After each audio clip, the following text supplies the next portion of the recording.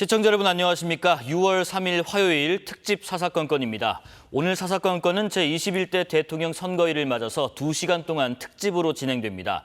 사사건건은 여러 손님들과 함께하면서 투표 상황과 깊이 있는 판세 분석, 그리고 대선 이후 전국과 정치권 현안 이야기까지 쭉 나눠볼 예정입니다.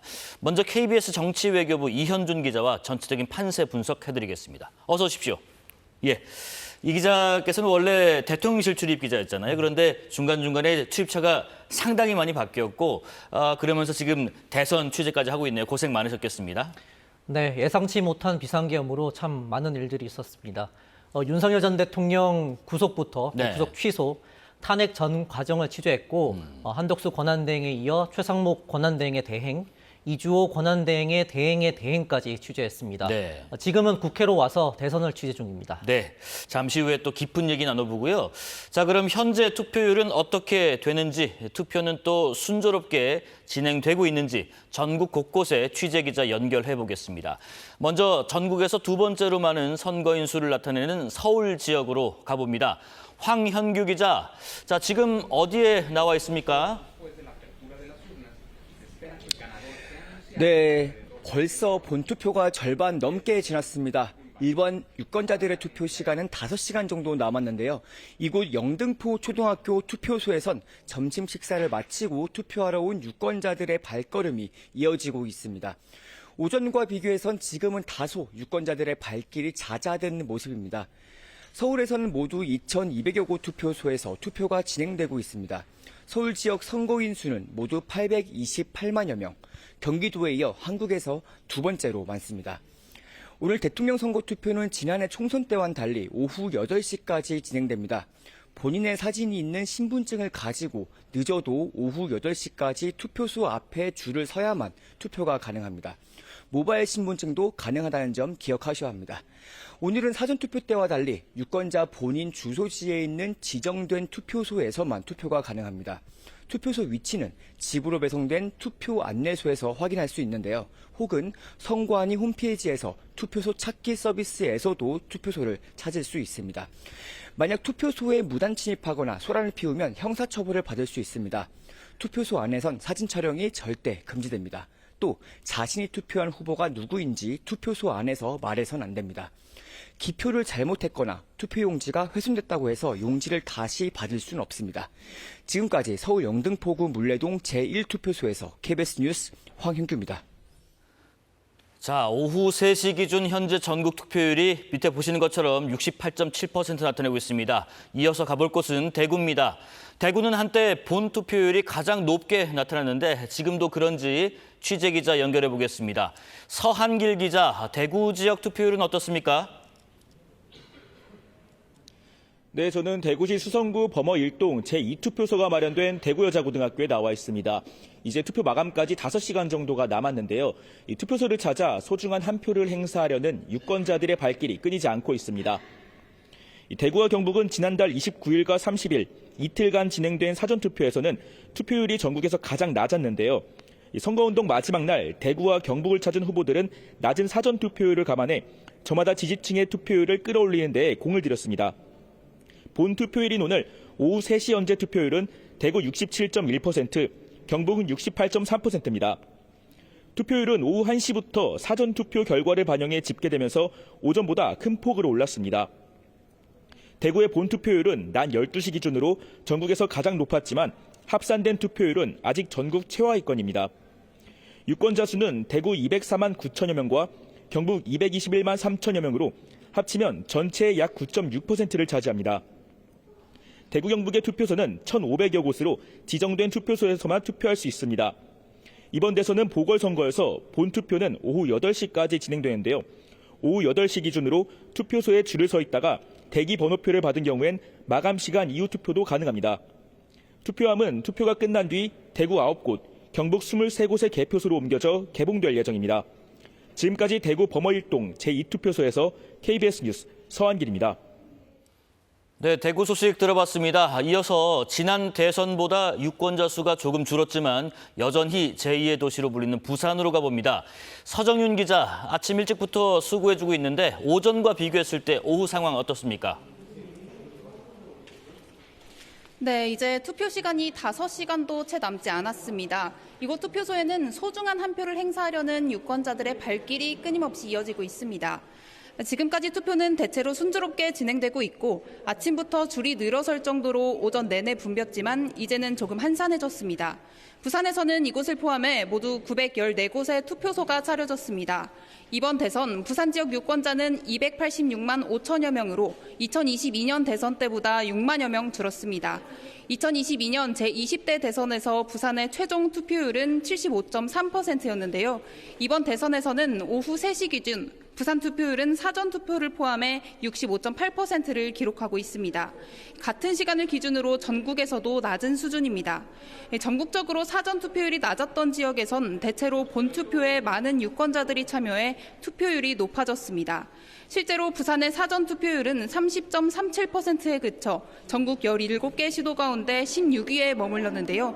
그럼에도 본투표일 투표율 증가세가 그리 가파르진 않은 겁니다. 한편 대선 후보들은 공식 선거운동 기간 부산을 찾아 가덕도 신공항 추진, 해양수산부와 산업은행의 부산 이전 등 지역 공약을 내세워 부산 유권자 마음잡기에 주력했습니다. 저녁 8시 투표가 끝나면 투표하면 경찰 호송을 받으며 부산 지역 개표소 16곳으로 옮겨져 개표가 이뤄집니다. 지금까지 부산 수영구 광안이동 제2투표소에서 KBS 뉴스 서정윤입니다. 자, 계속해서 광주로 갑니다. 광주와 전남 지역은 특히 사전투표 열기가 뜨거웠는데요. 본투표는 어떨지 궁금합니다. 손민주 기자, 투표 상황 전해주시죠. 네, 광주 서구 치평동 제2투표소에 나와 있습니다. 이미 많은 시민들이 사전투표에서 한 표를 행사했기 때문에 오늘은 대체로 한산한 분위기 속에서 조용한 상황에서 투표가 진행되고 있는데요. 다만 오전에는 광주 동구의 한 투표소에서 60대 여성이 기표를 잘못했다며 투표용지 재교부를 요청했다가 받아들여지지 않자 투표용지를 찢는 소동이 있었습니다. 오후 3시 기준 투표율은 전남 77.8, 광주 76.3%로 각각 전국 광역자치단체 가운데 1위와 2위를 기록 중입니다. 이는 전국 평균을 크게 웃도는 수치로 투표 종료 시간인 오후 8시까지 높은 투표율을 유지할 수 있을지 관심이 쏠립니다. 호남은 역대 선거에서 다른 지역에 비해 상대적으로 뜨거운 투표 열기를 보여왔습니다. 이번 21대 대선 사전투표율도 광주와 전남 각각 52%와 56%로 전국 평균인 37%보다 20% 가까이 높았고요. 앞선 20대 대선에선 광주는 투표율 81.5%, 전남은 81.1%를 기록해 광역자치단체 가운데 나란히 1위와 2위를 기록하기도 했습니다. 광주 전남 지역에는 섬지역 투표소 76곳을 포함해 모두 1,163곳의 투표소가 설치됐는데요. 유권자 수는 광주 전남을 합쳐 275만여 명인데 전국 유권자의 6.2% 정도 됩니다. 투표가 끝나면 광주는 5곳, 전남은 22곳 등 각 시군구에 마련된 개표소에서 개표가 시작될 예정입니다. 지금까지 광주 치평초등학교 투표소에서 KBS 뉴스 손민주입니다. 자, 마지막으로 전국 투표 상황 관리하고 있는 중앙선거관리위원회 가보겠습니다. 자, 이지은 기자, 오후 1시부터는 사전투표와 본투표 그리고 재외국민 투표 등을 종합해서 집계하고 있는데 전국 투표 상황 정리해 주시죠. 네, 투표가 시작되고 지금까지 3천만 명이 넘는 유권자가 투표를 마쳤습니다. 오후 3시 기준 전국 투표율은 68.7%로 집계됐습니다. 사전 투표율이 합산된 전체 투표율입니다. 2022년 20대 대선의 같은 시간대 투표율인 68.1%보다 높습니다. 지역별로는 전남이 77.8%로 가장 높고 부산이 65.8%로 가장 낮습니다. 이번 대선 사전 투표율은 34.74%로 역대 두 번째로 높았습니다. 이번처럼 대통령 과리로 인해 치러진 2017년 19대 대선의 최종 투표율 77.2%를 넘어설지 또 1997년 15대 대선 이후 처음으로 투표율 80%대에 들어설지도 주목됩니다. 현재 전국 14,200여 투표소에서 투표가 순조롭게 진행되고 있는데요. 제주에서는 이미 사전투표를 하고도 오늘 또 투표를 시도하려다 선관위에 적발돼 고발 조치됐습니다. 투표 종료까지 앞으로 5시간이 채 남지 않았는데요. 개표는 투표안이 옮겨지는 저녁 8시 30분쯤부터 시작될 것으로 보입니다. 수검표 절차가 이번 대선에도 적용돼 후보자별로 분류된 투표지를 개표 사무원이 일일이 손으로 확인하게 됩니다. 개표가 문제없이 진행되면 전국 개표율이 50%를 넘기는 자정쯤 당선인 윤곽이 나올 것으로 전망되고 있습니다. 지금까지 중앙선관위에서 KBS 뉴스 이지은입니다. 자, 선관위와 서울, 부산과 광주 그리고 대구, 경북 상황까지 알아봤습니다. 정치외교부 이현규 기자와 자세한 얘기 나눠봅니다. 이 기자, 오늘 이 모습 중에서 빠진 모습이 있는 것 같은데 각 후보들 지금 뭐 하고 있을까 궁금한데 투표를 오늘 하지 않고 사전에 다 끝냈죠, 후보들은? 네, 대선 후보들은 모두 예. 사전 투표를 했습니다. 오늘은 다들 특별한 일정을 잡지 않고 자택에서 대기하고 있습니다. 개표 결과 추이를 보면서 상황실로 이동할 것으로 보이는데요. 네네. 아무래도 당선인 윤곽이 드러나는 자정 무렵은 돼야 움직일 가능성이 큽니다. 자정 무렵은 돼야 이제 그때 상황을 보고 뭐 어디로 갈지 좀 결정할 것 같고 그래도 뭐 요즘에 SNS 워낙에 발달돼 있다 보니까 뭔가 좀 메시지는 냈을 것 같은데 무슨 소식이 들어와 있나요? 네, 다들 지지자들에게 투표 참여를 독려하는 메시지는 남겼습니다. 네. 이재명 후보는 투표만이 무도한 내란을 멈추고 희망의 시대를 열 수 있다. 내란은 아직 끝나지 않았다. 위대한 국민이 엄중하고 단호하게 심판해 줄 것을 믿는다고 호소했습니다. 네. 김문수 후보는 괴물 총통 독재를 막고 자유민주주의와 법치주의, 시장경제, 한미동맹을 지킬 수 있는 마지막 기회다. 진실이 거짓을 이길 수 있다는 것을 보여달라며 투표 참여를 독려했습니다. 이준석 후보는 대통령 선거를 당당히 완주했다면서 낡은 정치와 헤어지고 정치를 바꾸는 결정을 해달라고 당부했습니다. 그렇습니다. 각 후보들마다 투표에 참여해달라 이렇게 호소를 했는데 모두가 본투표가 높아질수록 본인들이 유리할 것이다 이렇게 판단한 것 같습니다. 공직선거운동 기간이 22일, 참 짧다면 굉장히 짧고 또 중간에 길다면 긴 과정도 있었는데 그중에서도 선거 마지막 날에 어제 자정에 어디에서 마지막으로 피날레 유세를 가졌을까 이런 것도 참 관심사였습니다. 맞습니다. 네. 마지막 유세 장소가 큰 의미가 있는데요. 이재명 후보는 마지막 유세 장소로 국회 앞 여의도를 택했습니다. 요 근처예요. 맞습니다. 내란 극복을 이끈 시민들과 함께 빛의 혁명을 완수하겠다는 의미를 담은 겁니다. 여의도에 앞서서는 서울 강북, 경기 성남, 서울 강서를 돌면서 최대 격전지인 수도권을 공략했습니다. 네. 반면에 김문수 후보는 전국 국토종단 유세를 진행했는데요. 제주를 시작으로 부산, 대구, 대전을 거쳐 서울까지 대한민국 성장을 일으킨 경부선 라인으로 이동하면서 유세를 했습니다. 제주에서부터 쭉 올라왔고 마지막 네. 유세 장소는 어디였나요? 마지막 유세 장소는 대한민국의 중심지라는 의미로 서울광장을 택했는데요. 김 후보는 독재를 저지하고 대한민국 제도약을 이루겠다고 호소했습니다. 네. 이준석 후보는 대구에서 마지막 집중 유세를 했습니다. 전통적 보수 강세 지역에서 선거 기간 내내 외친 새로운 보수를 강조했는데요. 권영국 후보는 장애인 이동권 시위가 열린 서울 회화역, 스크린도어 사망사고가 난 구의역 등을 찾아서 한 표를 호소했습니다. 네, 각각 서울 국회 앞에 있는 여의도 그리고 서울 광장 또 이제 대구 그리고 장애인 이동권 시위가 열렸던 서울 해화역 등지에서 마지막 유세를 펼쳤다는 소식도 전해드렸습니다. 자, 이제 본격적으로 막판 판세 한번 좀 짚어볼까 하는데 우선은 민주당부터 기호순으로 한번 가보죠. 민주당은 오늘 선거 이후의 결과 판세 어떻게 좀 예상하고 있나요? 초반에는 뭐 압도적인 우세 여론조사 지지율이 일부 나왔습니다만은 뒤로 갈수록 약간 조심한 듯한 경향을 좀 보였거든요. 민주당은 이재명 대세론이 계속 유지되고 있다고 판단하고 있습니다. 네. 다만 압도적인 차이가 나지는 않을 거라고 예상하고 있는데요.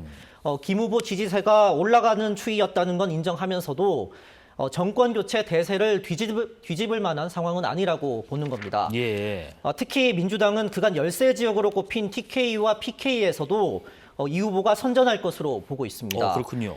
대구 경북에서 득표율 30%를 넘길 수 있지 않을까 기대감을 가지고 있고요. 부산 경남에서도 지난 대선보다 3%포인트 더 득표할 것으로 보고 있습니다. 네. 부산 경남에서 40%를 넘길 수 있지 않을까? 그런 기대가 캠프 내에서 나오고 있는 모습입니다. 이재명 후보가 아무래도 고향이 또 경북 안동이다 보니까 마지막 유세 전날에 또 안동 지역에 들러서 이 고향 사람 좀 어여삐 봐달라 이런 얘기도 하기도 했는데 이번 대구 경북 지역에서 특히 득표율 30% 넘길 수 있을지 계속해서 한번 지켜보고요. 자, 국민의힘 김문수 후보의 판세, 국민의힘은 어떻게 읽고 있습니까? 민주당의 판세 분석과는 이제 완전히 엇갈리는 상황입니다. 정반대군요. 그렇습니다. 예. 국민의힘은 선거 막판에 김 후보 기세가 오르면서 골든 크로스, 즉 역전 구간에 돌입했다고 보고 있습니다. 민주당과 이재명 후보의 독재를 막아야 한다는 주장에 국민들이 호응하고 있다고 보는 겁니다. 네. 또 이재명 후보 아들의 음란 욕설 논란, 유시민 전 이사장의 김 후보 아내 비하 발언, 이 두 가지도 큰 영향을 미치고 있다고 판단하고 있습니다. 국민의힘은 보수 지지자들이 얼마나 투표장에 나올 것인지 이걸 관건으로 보고 있었는데요. 네. 지금 같은 분위기라면 대구 경북에서 투표율이 80% 이상 나올 것으로 기대하고 있습니다. 일단 지금 오후 3시 기준으로 대구 지역은 투표율이 67.1%, 경북 지역은 68.4% 나타나고 있는데 정말 국민의힘에서 읽는 판세대로 막판에 투표율 80% 이상 나올지 한번 지켜보고요. 자, 이준석 후보가 있는 개혁신당의 여론조사 지지율도 초반에는 뭐 두 자릿수 얘기가 나왔었는데 막판의 판세, 개혁신당은 어떻게 보고 있습니까? 네, 개혁신당 역시 이재명 후보의 여러 논란으로 막판 판세 변동이 굉장히 커졌다고 판단하고 있습니다. 그래서 이제 그 표심이 이준석 후보에게 쏠리길 기대하고 있는데요. 네. 사실 당초 이 후보 10% 득표는 충분히 가능하다는 전망이 많았는데 TV 토론 발언이 이제 논란을 일으키면서 네. 그 전망이 현재로서는 불투명한 상황이 사실입니다. 이 후보 캠프 측은 지지율 타격이 크지 않다고 설명을 하고 있지만 실제 결과가 어떨지는 좀 지켜봐야 할 것 같습니다. 네네. 이 후보는 마지막 유세에서도 동탄의 기적을 다시 재현해달라고 호소했는데요. 이 후보의 최종 득표율은 대선 이후 정계 개편의 향방을 가릴 수 있는 대목이기 때문에 많은 관심을 끌고 있습니다. 이준석 후보는 뭐 끝까지 이제 국민의힘 김문수 후보와의 단일화 여부도 관심이 있었고, 그리고 이준석 후보 말씀하신 것처럼 개인의 어떤 지지율이 두 자릿수를 기록할 것인가. 그리고 또 하나가 이제 10%를 넘느냐 마느냐, 이것에 따라서 또 선거비 보존 여부도 있기 때문에 상당히 중요한 순간인 것 같습니다. 자, 그럼 이제 뜨거웠던 선거 막판 이슈에 대해서 하나씩 좀 더 자세히 살펴보고자 하는데, 우선 민주당은 지금 리박스쿨과 국민의힘 김문수 후보와의 연관성을 추궁하고 있는 것 같아요. 네, 민주당은 댓글 여론조작 의혹을 받는 리박스쿨을 네. 가장 공세를 폈습니다. 국기 문란이자 중대범죄라고 나를 세우면서 네네. 국정원 댓글 조작 사건에 버금가는 일이다. 이렇게 공세 수위를 높였는데요. 김문수 후보가 리박스쿨 대표 손모 씨와 같은 행사에 참석한 영상 등을 공개하면서 김 후보와의 연관성도 집중적으로 추궁했습니다. 네. 또 리박스쿨이 주관한 청소년 기업 탐방 일정에 대통령실 견학이 포함되어 있었다면서 추가 의혹도 제기했습니다. 일단 이런 것들이 지금 의혹 제기인 것이고 국민의힘에서도 분명한 입장이 있을 것 같습니다. 네, 맞습니다. 국민의힘은 구체적인 근거가 없다면서 정치 공세라고 반박했습니다. 유죄 판결을 받은 드루킹 댓글 조작을 한 당이 민주당 아니냐고 맞섰는데요. 김문수 후보 역시 자신은 아무 상관이 없다고 연관성을 부인했습니다. 일단 지금 이 뭐 댓글 공작 의혹 관련해서는 경찰에서도 수사 의뢰가 됐고 지금 수사 중인 것으로 전해졌고 그 이후에 이제 이것이 정말 김문수 후보와 연관성이 있는 것인가 하는 것에 대해서 민주당이 공세 중이지만은 아직은 의혹 제기이고 구체적인 근거가 없다라고 입장을 밝히고 있는 상황이군요. 국민의힘은 민주당 이재명 후보의 아무래도 그 선거법 재판 파기환송 관련 발언으로 역공에 막판에 나선 모양입니다. 네, 국민의힘은 그 이슈를 집중적으로 공략하고 있습니다. 이재명 후보가 한 유튜브 방송에서 지난달에 선거법 재판 파기환송을 언급을 했었습니다. 재판을 빨리 정리해주자고 들었는데 어느 날 바뀌었다는 취지로 발언을 했는데요. 네. 국민의힘은 이 발언을 두고 삼권 분립을 뒤흔드는 범죄라며 비판을 쏟아냈습니다. 민주당과 사법부의 유착과 내통이 드러났다. 공식 수사와 함께 대법원 감찰이 필요하다고 요구했습니다. 이 후보를 향해 소통 발언의 실체를 공개하고 후보직을 사퇴하라고 촉구했습니다. 민주당이 대선 직후 임시국회를 소집한 것도 문제를 삼고 있는데요. 네네. 재판 중단법 처리 등을 위해 이재명 후보 방탄이 그 목적이라는 겁니다.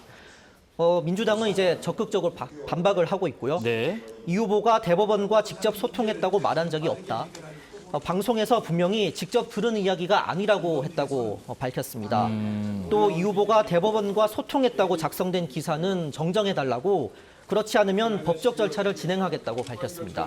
지금 이 후보 측에서는 민주파출소 내지는 가짜뉴스 검증단까지 운영하고 있는데 어쨌든 지금 이재명 후보는 직접 소통했다, 직접 들었다라고 말한 적은 없다. 분명히 직접 들은 얘기가 아니다라고 반박하고 있는 상황입니다.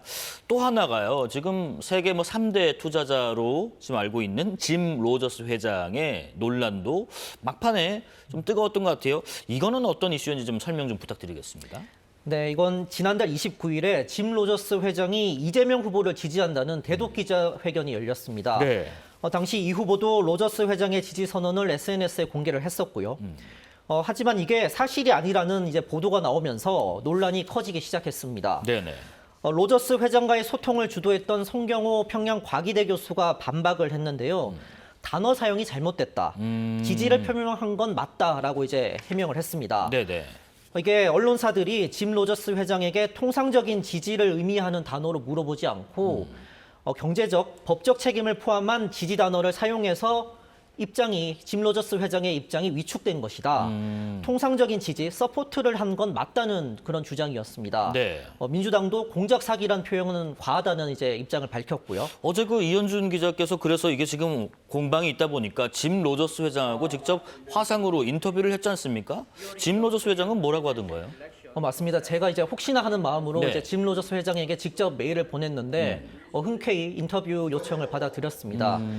로저스 회장은 자신은 어떤 정치인도 지지한 적이 없다고 했습니다. 아, 그렇군요. 최근 이제 송 교수 연락을 받은 건 이제 맞다면서도 이 후보를 지지한 적은 없다는 겁니다. 국민의힘은 대국민 사기극, 거짓말 선동이라고 공세의 수위를 높였고 네. 이 후보는 이 같은 논란에 지금 즉답을 피한 상태입니다. 하지만 이제 짐 로저스 이슈는 자신이 밝힌 게 아니고 기자회견을 직접 주최했던 단체가 있기 때문에 그 해명도 그 단체가 직접 해야 될 문제라며 선을 긋는 모습입니다. 다만 이제 국민의힘은 이재명 후보 등을 상대로 허위사실 공표 혐의로 검찰에 고발한 상태입니다. 일단 로저스 회장은 저희 어제 KBS와의 인터뷰에서 어떤 정치인도 지지한 적이 없다라고 분명히 밝혔고 국민의힘은 이재명 후보 등을 허위사실 공표 혐의로 고발한 상태라고 합니다. 선거 막판에 이분들도 굉장히 바삐 움직였습니다. 전직 대통령분들이죠. 주로 이명박 전 대통령부터 문재인 전 대통령, 박근혜 전 대통령 등등이 선거 막판에 좀 움직임이 있었습니다. 네, 박근혜, 이명박 전 대통령이 이제 김문수 후보 지원을 사격에 나선 겁니다. 네. 먼저 박 전 대통령은 부울경 지역을 찾았는데 부산 범어사에 이어 울산 장생포, 진주 중앙시장 등을 방문했습니다. 네. 대구 서문시장 때처럼 동행한 의원들이 김문수 후보 이름이 적힌 옷을 입었고요. 이명박 전 대통령은 서울 청계천에서 김문수 후보와의 인연을 강조했습니다. 소상공인 어려움을 아는 후보가 됐으면 좋겠다면서 이제 간접 지원을 한 건데요. 네네. 민주당은 이에 대통령을 무너뜨리려던 세력이 준동하고 있다고 반박한 상태입니다. 네네. 이명박, 박근혜 전 대통령을 향해 부정비리 혐의로 투옥됐다. 국정농단으로 탄핵됐다고 언급했는데요. 보수 빅텐트를 꾸리겠다더니 부패, 국정농단 내란 빅텐트로 귀결됐다고 지적했습니다. 예. 두 전직 대통령에 비해 문재인 전 대통령은 특별한 외부 활동은 없었는데요. 지난 사전투표 때 내란 심판을 강조하면서 이재명 후보 지지 의사를 밝힌 적이 있습니다. 아무래도 본인과 좀 인연이 있는 지역에서 박근혜 전 대통령은 대구의 서문시장, 그리고 이명박 전 대통령은 본인이 직접 보건 개발에 했었던 이제 서울 청계천에서 이렇게 각각 김문수 후보를 지원했고, 문재인 전 대통령은 특별한 외부 활동은 없었지만은 사전 투표를 통해서 지지 의사를 밝히기도 했습니다.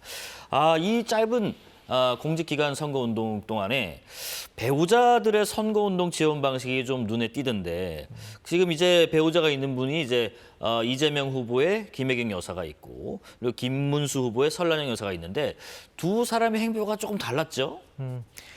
두 후보 배우자 모두 이제 남편의 지원에 나선 건 맞는데 네네. 행보에는 좀 차이가 있었습니다. 그렇습니다. 이재명 후보 배우자 김혜경 씨는 어제 이제 종교계를 찾았는데요.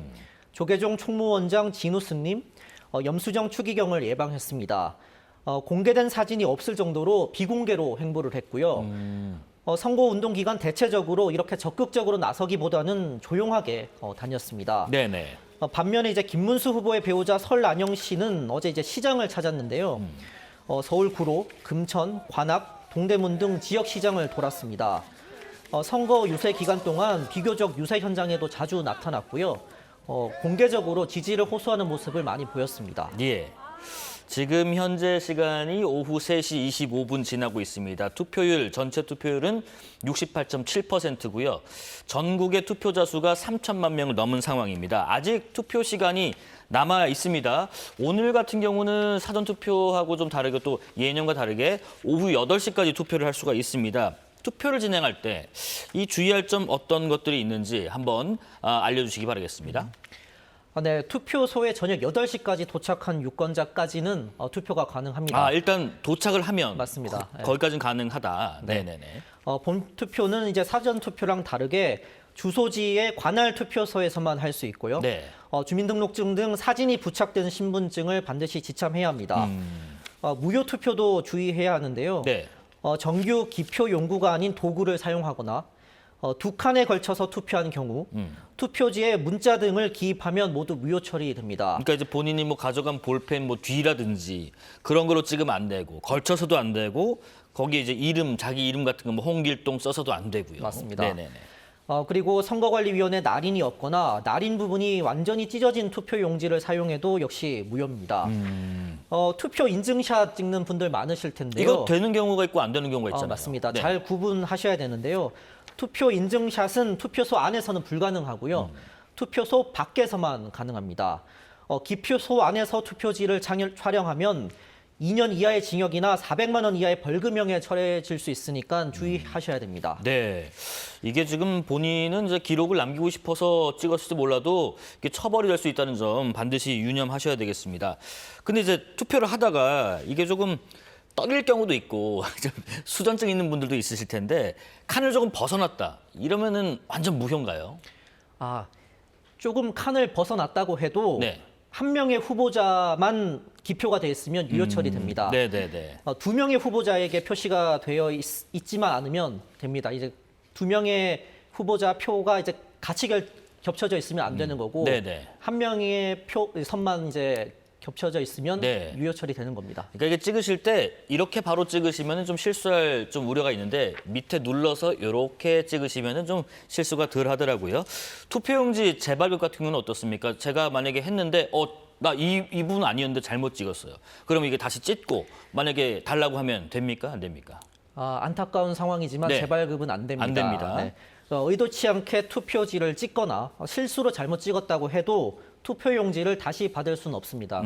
주의하셔서 처음 투표를 잘 하셔야 됩니다. 네. 자, 그리고 지금 당선인 윤곽이 참 언제쯤 나올까? 저희도 이제 개표 방송을 지금 준비 중이고 추구사 결과가 나오고 저희 KBS만의 디시전 K 플러스 결과가 나오고 뭐 등등의 과정이 있는데 당선인 윤곽은 언제쯤 나올까요? 투표함이 개표소로 이동하는 시간을 감안하면 8시 반은 넘어야지 본격 개표가 시작될 것으로 보입니다. 자정쯤 되면 개표가 절반 이상 진행될 가능성이 높은데요. 선관위도 자정쯤이면 당선인 윤곽이 어느 정도 나올 것으로 보고 있습니다. 네. 개표가 모두 끝나려면 다음 날 오전 6시는 돼야 될 것으로 보이고요. 네. 자, 이렇게 되고 당선인 결정은 개표가 마감이 되고 나서 바로 소집되는 중앙선관위 전체 회의에서 결정이 되면 그때부터 신분이 대통령으로 바뀌게 됩니다. 자, 지금까지 정치외교부 이현준 기자와 판세 분석해봤습니다. 고맙습니다. 자, 이렇게 지난달 10일부터 이어져 온 21대 대통령 선거운동이 어제 저녁 8시에 막을 내렸습니다. 대선 후보들은 선거운동 마지막 날 한 표라도 더 얻기 위해서 총력전을 벌였습니다. 각 후보들의 마지막 집중 유세 현장 이희연 기자가 보도합니다. 계엄 이후 탄핵 촉구 시위가 열렸던 국회 앞. 이재명 후보는 마지막 유세 장소로 국회 앞 여의도를 택했습니다. 내란 극복을 이끈 시민들과 함께 빛의 혁명을 완수하겠다는 의미를 담았습니다. 내란의 밤에 국회로 달려올 때 그 절박한 심정으로 다시 한번 온 힘을 다해 나서 주시지 않겠습니까?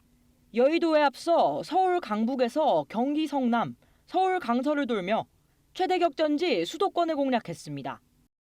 전국 국토종반 유세에 나선 김문수 후보. 제주를 시작으로 부산, 대구, 대전을 거쳐 서울까지 대한민국 성장을 일으킨 경부선 라인입니다. 마지막 유세 장소는 대한민국의 중심지 서울광장. 독재를 저지하고 대한민국 제도약을 이루겠다고 호소했습니다. 이제 정의가 이기고 범죄자들이 물러가고 있습니다. 여러분의 깨끗한 한 표 한 표가 새로운 역사를 창조할 것입니다. 이준석 후보는 대구에서 마지막 집중 유세를 했습니다. 전통적 보수 강세 지역에서 선거 기간 내내 외친 새로운 보수를 강조했습니다. 젊은 세대가 정치의 중심에 서면 대구가 바뀔 것입니다. 동의하십니까? 권영국 후보는 장애인 이동권 시위가 열린 서울 해화역, 스크린도어 사망사고가 난 구의역 등을 찾아 한 표를 호소했습니다. KBS 뉴스 이희연입니다.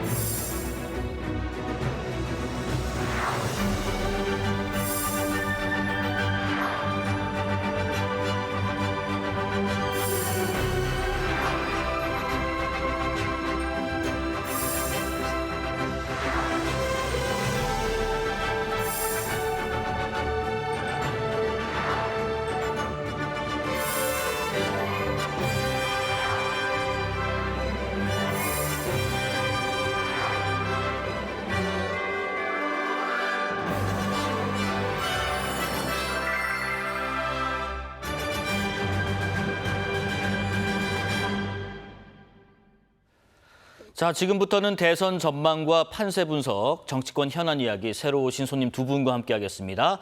보수 논객으로 불리는 거성 전원책 변호사 오셨고요. 촌철살인으로 정치의 맥을 짚어주시는 최창렬 용인대 특임교수 함께합니다. 어서 오십시오. 예, 안녕하세요. 네, 안녕하십니까. 지금 일단 그거부터 좀 여쭤볼게요. 투표율 보니까 지금 전체 투표율이 68.7% 나타내고 있는데 투표자 수는 3천만 명을 넘었고요. 그런데 지난 대선 때 20대 대선하고 비교해 보니까 2시에서 3시로 넘어오면서 68.7, 저번에는 68.1, 불과 0.8% 거의 동률로 가고 있는데 이런 부분은 좀 유의미한 부분이 있을까요, 최 교수님? 그래서 대개적 투표율이 높으면 네. 과거에 하나의 가설이겠습니다만 진보정이 좀 유리하고 반대의 경우 이제 보수가 유리하다 이런 이제 가설들이 있었는데 네. 언제부턴가 그 공식은 좀 의미가 없어진 것 같아요. 아, 그렇군요. 20대 남성들이 좀 보수화되면서 이제 지난 대선 때도 그랬고 그래서 그 진보 보수에게 유리하다, 유불이다 이건 별로 의미가 없는 것 같은데 이번 대선의 경우에는 좀 투표율이 높으면 네. 반대로 이것도 가설이에요. 이것도 확정할 수 없는 얘기입니다만 오히려 보수가 좀 유리할 것 같은 느낌이 들어요. 왜 제가 그 말씀드리냐면 사전 투표율이 호남에서 대단히 높았어요. 네. 그리고 이제 대구 경북 지역이 낮았고 그렇습니다. 또 서울의 강남 지역도 상대적으로 이제 사전 투표율이 낮은 걸로 제가 알고 있는데 그런 걸로 봐서는 보수층에서 이게 뭔가 탄핵이나 내란 프레임으로 치러지는 선거이기 때문에 이길 가망이 많지 않다. 네. 라고 해서 좀 투표를 포기한 듯한 그런 이제 가설도 성립할 수 있다는 얘기예요. 그런데 후반에 오면서 투표율이 만약에 높게 나오면 네. 지난 2022년도 대선 때도 77.1%였어요. 낮은 투표는 아니었어요. 그렇습니다. 예. 근데 거기에 이제 비슷하거나 높게 나오면은 보수가 결집했다. 뭐 이런 이제 가설, 가정이 성립할 수 있겠죠. 네네. 그리고 이제 호남에서 투표율이 높았던 얘기는 이미 마음을 정한 유권자들이 가서 이제 일찌감치 투표를 했다라고 볼 수가 있는 거죠. 물론 그렇습니다. 이제 사전 투표율이 분산 투표 효과도 있어요.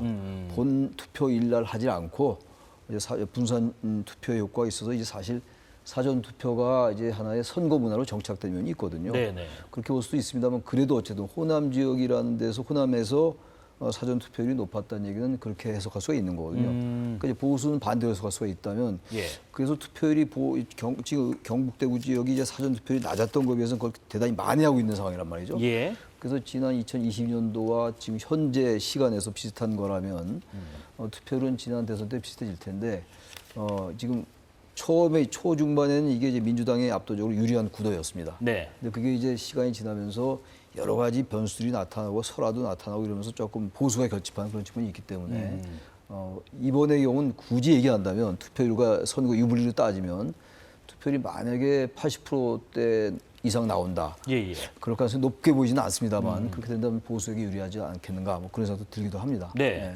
전원책 변호사께서는 지금 판세 어떻게 분석해 계신지 일단 지금 말씀하신 것처럼 사전 투표율과 본 투표를 합산해 보니까 현재까지는 전남 지역이 77.8로 제일 높고 대구 같은 경우는 67.1로 본 투표는 좀 높은 편이지만은 지금 합산하니까 조금 아직까지는 좀 낮습니다만은 현재 판세 어떻게 좀 보고 계십니까?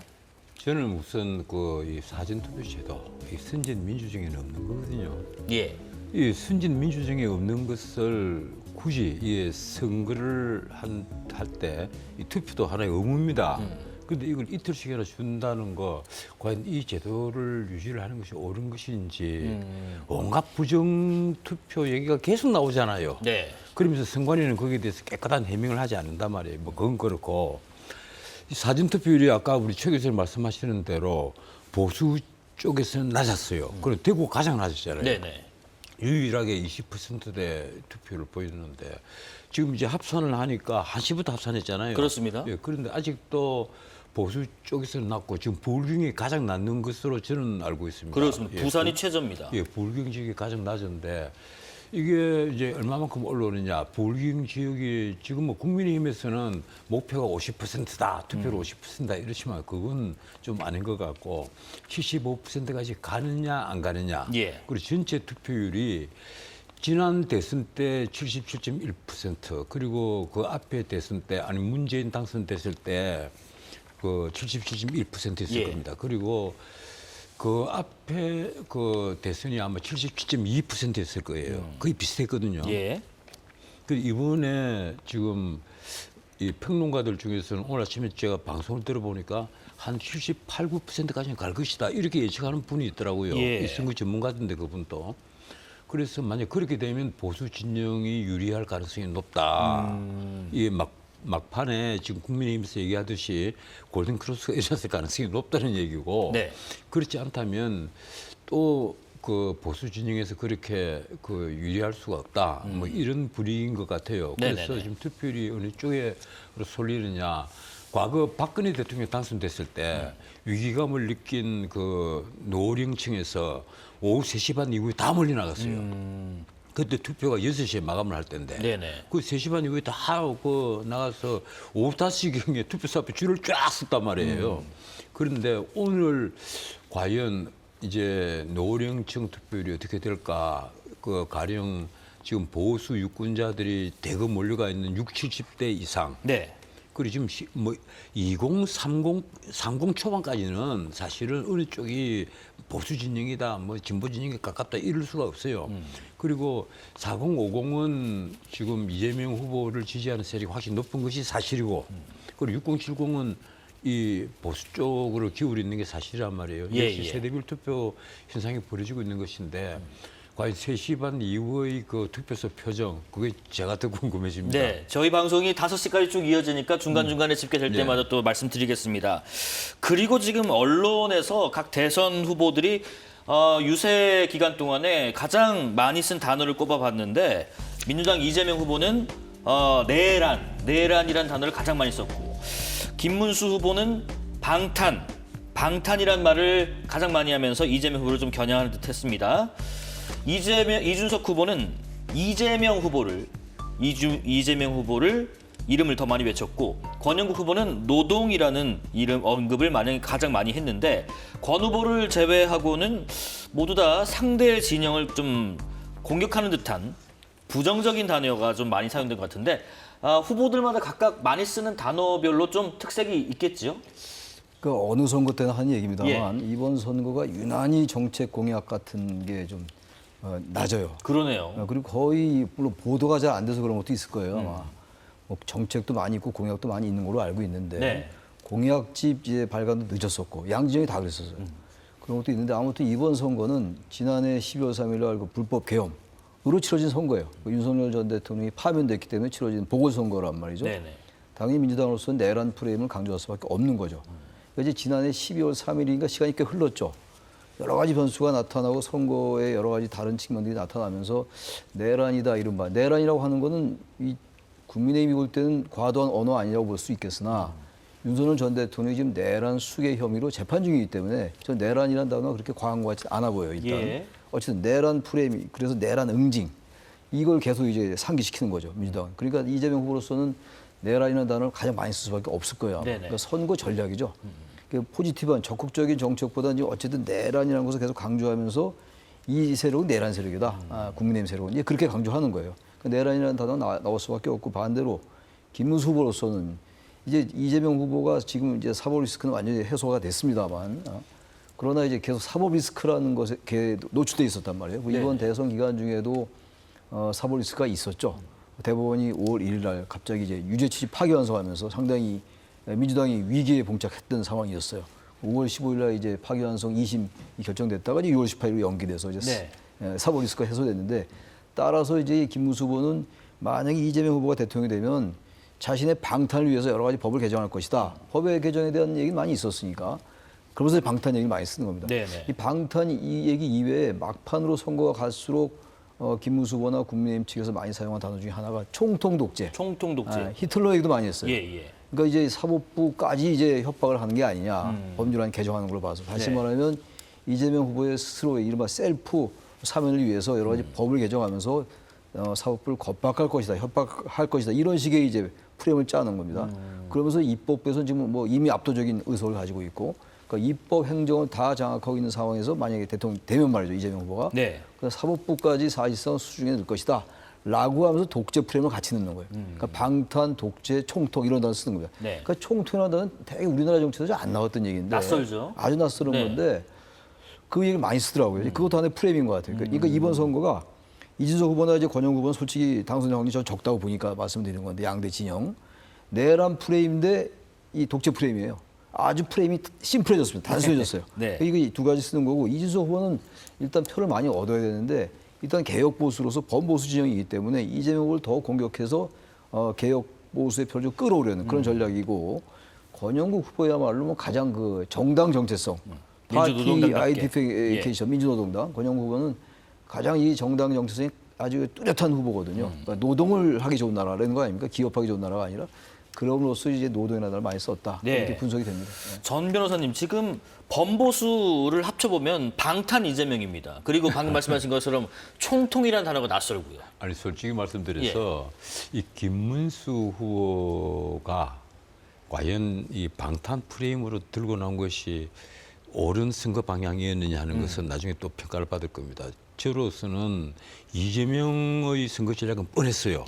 처음부터 내란 외에는 없었습니다. 작년 11월 3일 그 윤석열 대통령이 비상계엄을 선포하자 그때 곧장 내란제 프레임을 더 씌웠고 그 이후로 지금 선거전이 벌어지면서 2차 내란, 3차 내란까지 가고 심지어 선거 막판에 오면서 윤석열 정권 내각 그리고 더 나아가서 국민의힘 의원들까지 3차 내란 공범으로 몰아가겠다. 그리고 그중에 지도부는 주요 업무 아마 종사자 되어버리겠죠. 이런 식으로 공격 포인트를 내란으로 총집중을 하고 있단 말이에요. 그게 먹혀들고 있다는 그 바로 방증입니다. 그게 먹혀드니까 계속 쓰는 거예요. 그러면 김문수 후보가 쓰는 이 총통 독재 이게 과연 먹혀드느냐. 제가 보기로는 참 김문수 후보는 정직한 선거운동을 하고 있다. 오히려 그거보다는 뭐 이 대중 독재라든가 포퓰리즘, 뭐 포퓰리스트 독재라든가 이런 식으로 그 단어를 국민들이 좀 이해하기 쉽게 갔어야 되지 않느냐. 총통 독재란 말은 방금 최 교수님 말씀하신 대로 아직 우리에게는 낯설단 말이에요. 총통이란 자체가 낯설고 아돌프 히틀러의 집권 방식을 그대로 따왔다 뭐 이런 식으로 공격을 한다 하더라도 그게 사람들이 대중들이 머리에 쉽게 싹싹 들어오지 않아요. 그런데도 굳이 김문수 후보께서 그 표현을 계속 사용하는 것은 내가 보기로는 좀 실책에 포함되지 않느냐. 조금 더 여우같이 하지 어떻든 못했다. 네. 사실 이번에 두 진영 모두 예. 경제 정책에 있어서는 눈을 감고 있었다. 그런 것으로 보인다. 지금 보면 우리 사회에서 가장 그 문제되는 것이 뭔가 하면 일자리가 사라지고 있고 예. 또 하나는 격차가 벌어지고 있다. 이 빈부 격차에 대해서 굉장히 민감하거든요. 어느 사회나 그렇습니다. 그래서 일자리 창출 문제 그리고 이 격차 해소 문제 그리고 일자리 창출을 하려면 가령 노동개혁을 가령 김문수 후보가 노동부 장관 출신이잖아요. 그러니까 더더욱 본인이 이 점을 얘기를 할 수 있을 건데 노동 유연성을 확보를 해서 일자리를 창출하겠다. 뭐 이런 이 미세한 부분까지 짚고 들어갈 수 있었을 건데 네. TV 토론에서도 그 점은 안 보였어요. 그리고 네. 무엇보다도 지금 자영업이 다 무너지고 있단 말이에요. 그럼 자영업이 무너진 이 원인이 무엇이냐?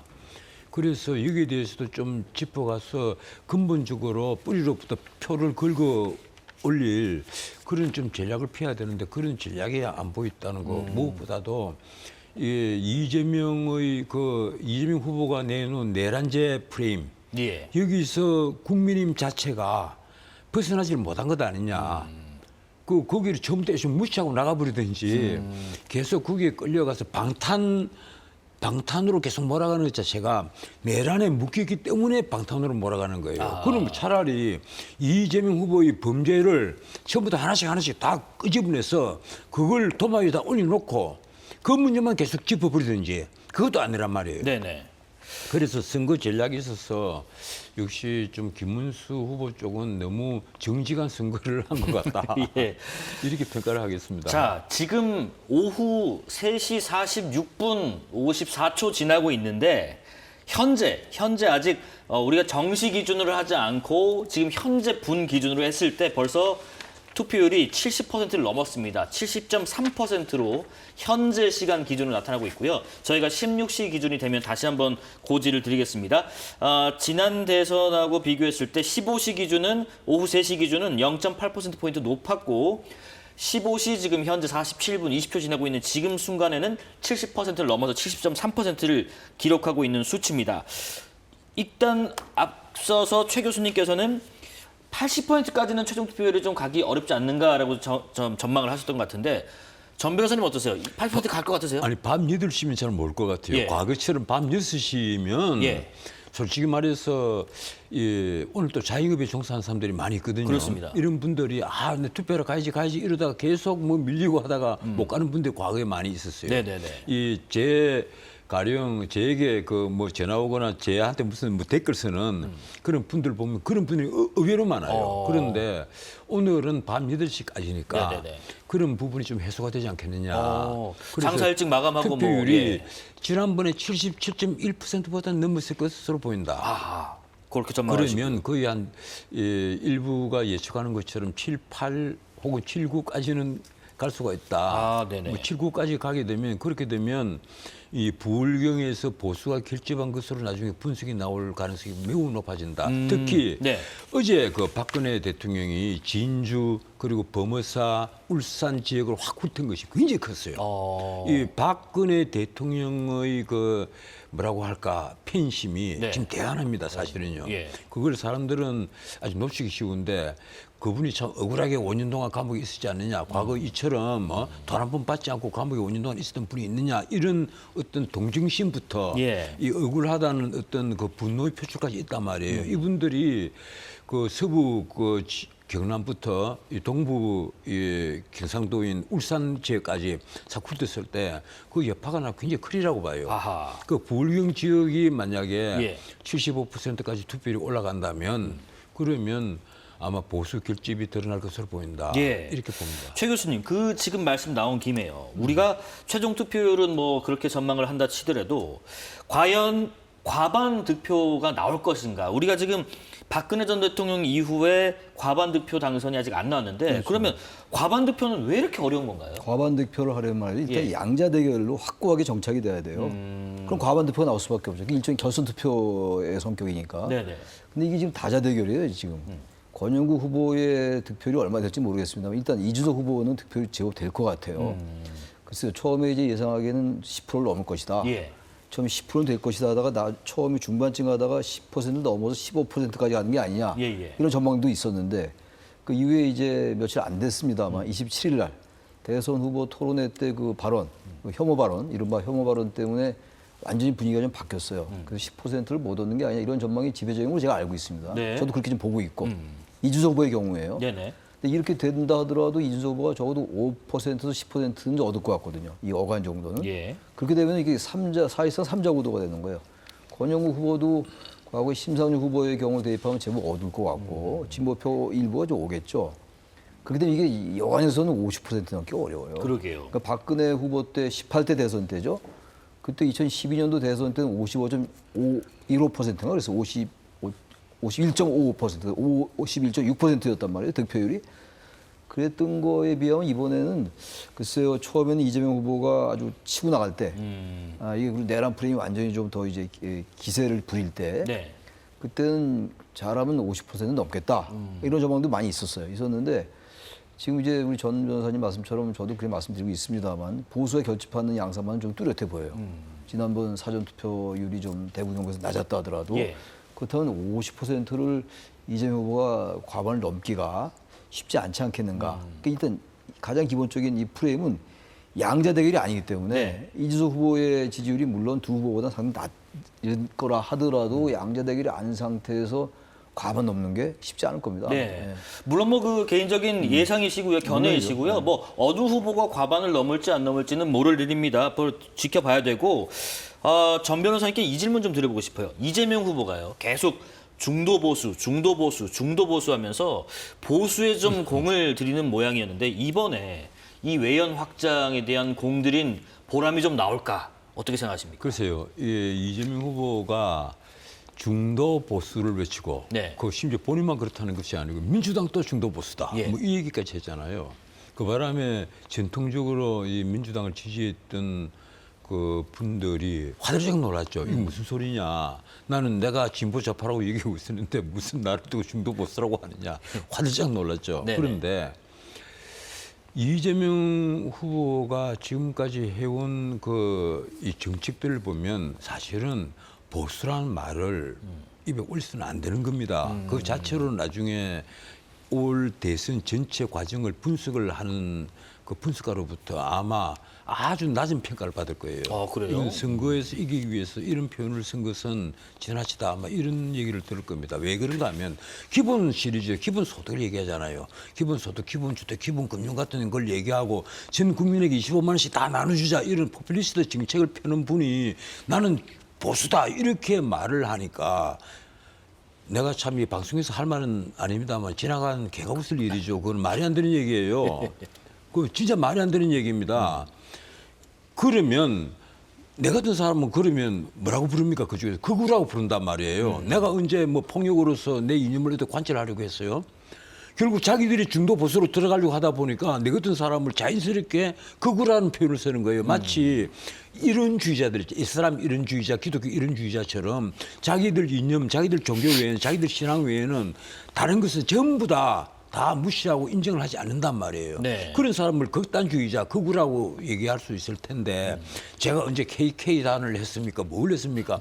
그런데 내보다 더한 사람 말 것도 없고 내 정도의 사람을 두고도 극우라고 부른단 말이에요. 자기들이 중도를 차지하려고 중도 보수를 하려고 하다 보니까 네. 그러니까 저도 이런 말까지 하는 거예요. 그런 말씀을 쓰시면 안 됩니다. 네. 하는 얘기를 지금 드리는 거고 알겠습니다. 문제는 그런 외인을 확장을 하기 위해서 자 보세요. 윤여준 보수의 책사라고 하는 분을 쫙 모셨습니다. 그리고 상임 공동선대위원장 쫙 총괄선대위원장이 좀 모셨고 거기다 이석윤 전에 법제시장 지낸 분 모셨고 심지어 이 뭐 정규재 같은 이 보수 농객으로 있었던 분까지도 이 지지자로 끌어들였고 그 주변에 보면 보수 인사들이 한둘이 아니에요. 그래 무대 위에 쫙 다 올라가요. 무대 위에 네네. 다 올라가서 물론 정규재 위원은 안 올라간 걸로 알고 있고 가담 안 한 걸로 알고 있는데 쫙 다 올라가요. 올라가서 뭐로 보입니까 그게? 마치 옛날에 힐러리와 트럼프가 대결을 했을 때 힐러리 뒤에 헐리우드의 가수 배우들 그리고 민주당의 역대 대통령도 쫙 다 올라갔습니다. 예. 거대한 골리앗으로 보이는 거예요. 그런데 트럼프는 미국에서 뭐 10번째 숟가락에 든다는 부자인 트럼프는 달랑 자기 아내와 이방카 같은 가족들 외에는 아무도 없었어요. 그러니까 유권자들이 보면 다윗으로 보인단 말이에요. 덩치는 산더미만한 트럼프가 오히려 다윗으로 보이는 거예요. 지금 나는 이재명 후보가 지난번에 파란 옷을 입혀서 윤여준 선생부터 수많은 보수 인사까지 포함해서 그 옆에 물론 중간에는 박찬대도 쓰고 김민식이도 쓰고 합니다. 쫙 다 써서 이렇게 세를 과시하는 것. 일종의 착시 효과라는 그 말씀이신가요? 자체가 제가 보기로는 아마 이 선진 민주정이었으면 지금 무슨 저런 선거운동을 하느냐. 바보 같다 이런 평가를 받았을 겁니다. 오히려 골리앗으로 보인다. 그래서 나는 알겠습니다. 오늘 막판에 과연 이 골리앗과 다윗 싸움에서 어느 쪽으로 어떻게 표가 기울어지는지 그게 저도 궁금합니다. 네. 자, 지금 이준석 후보 득표율은 아까 10에서 한 5 정도로 전망을 하셨고, 과반은 좀 어려울 수 있다라는 말씀도 하셨는데, 왜냐하면 양자 구도가 또 아니기 때문에. 김문수 후보는 지지율이 골든크로스 구간에 진입했다라고 자신하면서 막판에 지지층 결집에 총력을 기울였는데, 김문수 후보는 좀 변동폭을 어떻게 예상하십니까?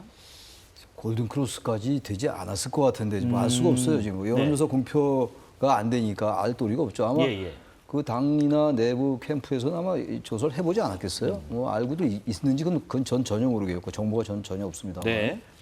뭐 그야말로 이제 개표를 해봐야지 알겠죠. 근데 지금 김문수 후보의 선거 전략이 너무 단순해요. 그리고 제가 볼 때 객관적으로 드릴 말씀입니다만 김문수 후보는 마지막 순간까지 어제까지 저는 윤석열 전 대통령과 결국은 절연하지 못했다. 윤석열 전 대통령이 31일 날 정광훈 목사 집회 대독 메시지를 냈잖아요. 그때 이제 김문수 후보를 지지한다, 도와달라고 호소를 하는 메시지가 있었는데 그때 그러고 나니까 김용태 국민의힘 비대위원장이 뭐라고 했습니까? 윤석열 전 대통령은 국민의힘에 얼씬도 하지 마십시오. 그러니까 그럴 때 그런 말을 사실은 글쎄요, 김문수 후보가 하기는 어려웠을 거예요. 그렇다 하더라도 선거에서 이기기 위해서 말이죠. 민심을 좀 봐야 돼요. 보수가 결집한다고 합니다만 보수 우린 자꾸 지금 물론 이제 이 김문수 후보를 찍을 사람들이라고 보는 겁니다. 이 방송에서 그렇게 가설을 세우는 건데 일단 계엄에 대해서 탄핵에 대해서 어떻게 생각했어요? 윤석열 전 대통령 탄핵이 이루어져야 된다는 게 압도적으로 많았어요. 근데 김문수 후보는 어느 후보보다도 경선 후보들 중에서 국민의힘 후보들 중에서 탄핵을 끝까지 반대했습니다. 그리고 반대한 거에 대해서 사과가 없었어요. 그리고 둘이 뭉실하게 계엄에 대한 사과가 있어요. 계엄과 탄핵에 대해서 사과.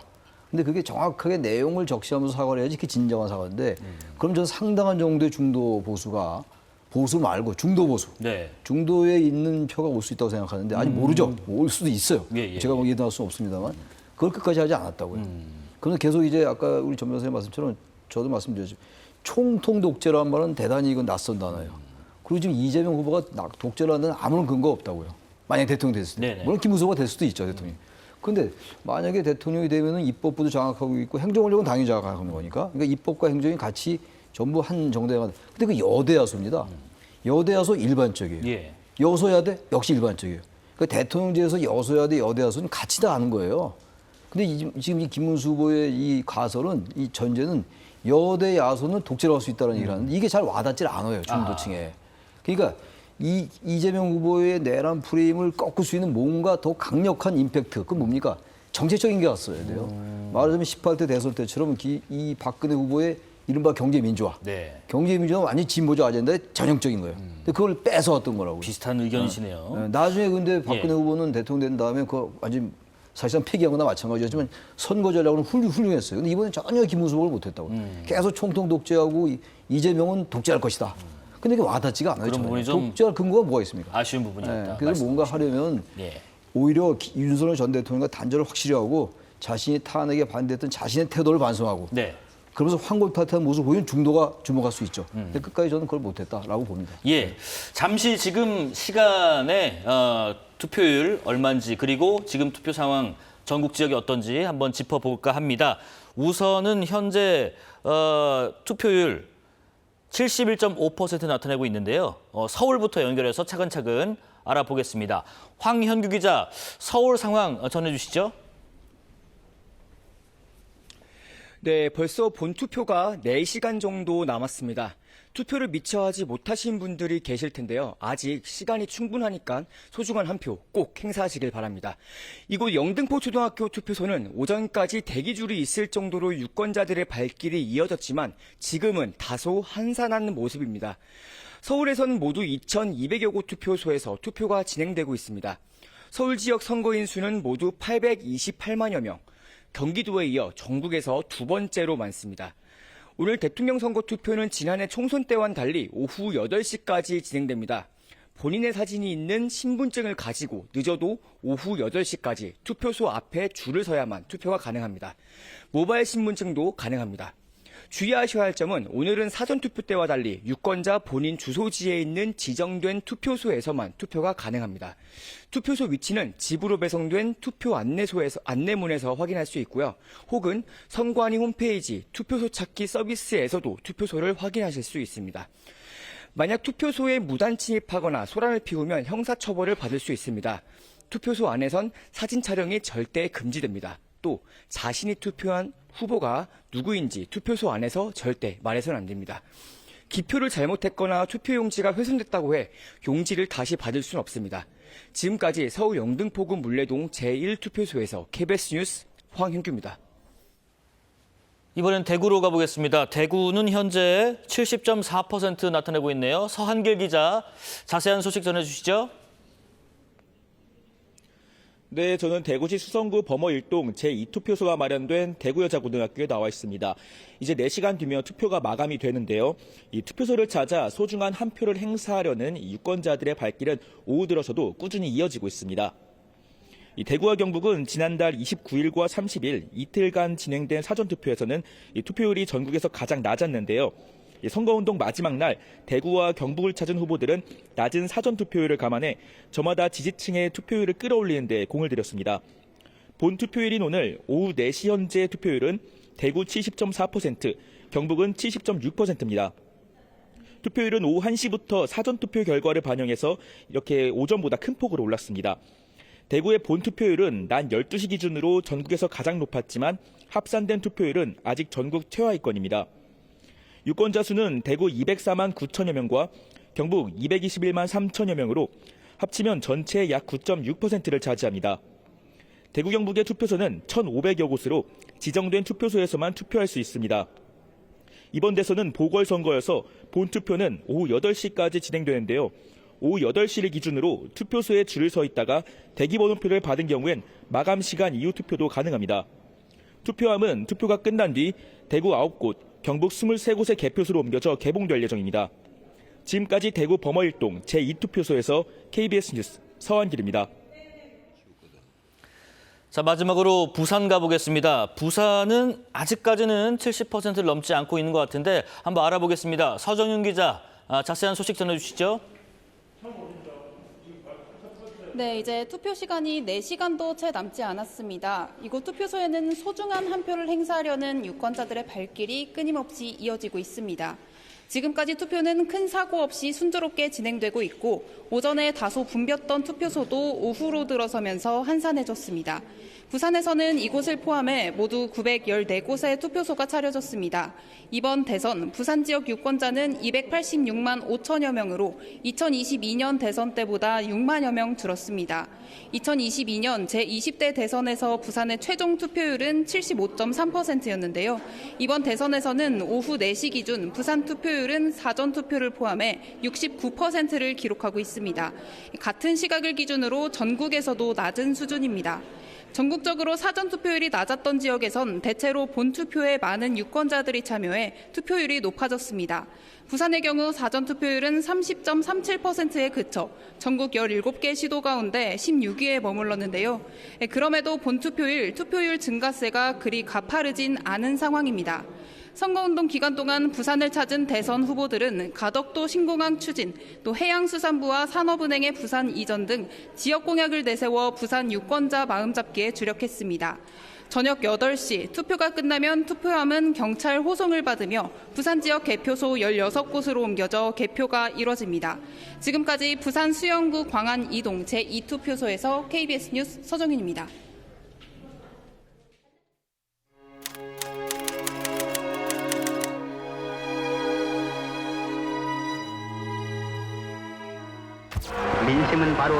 것입니다.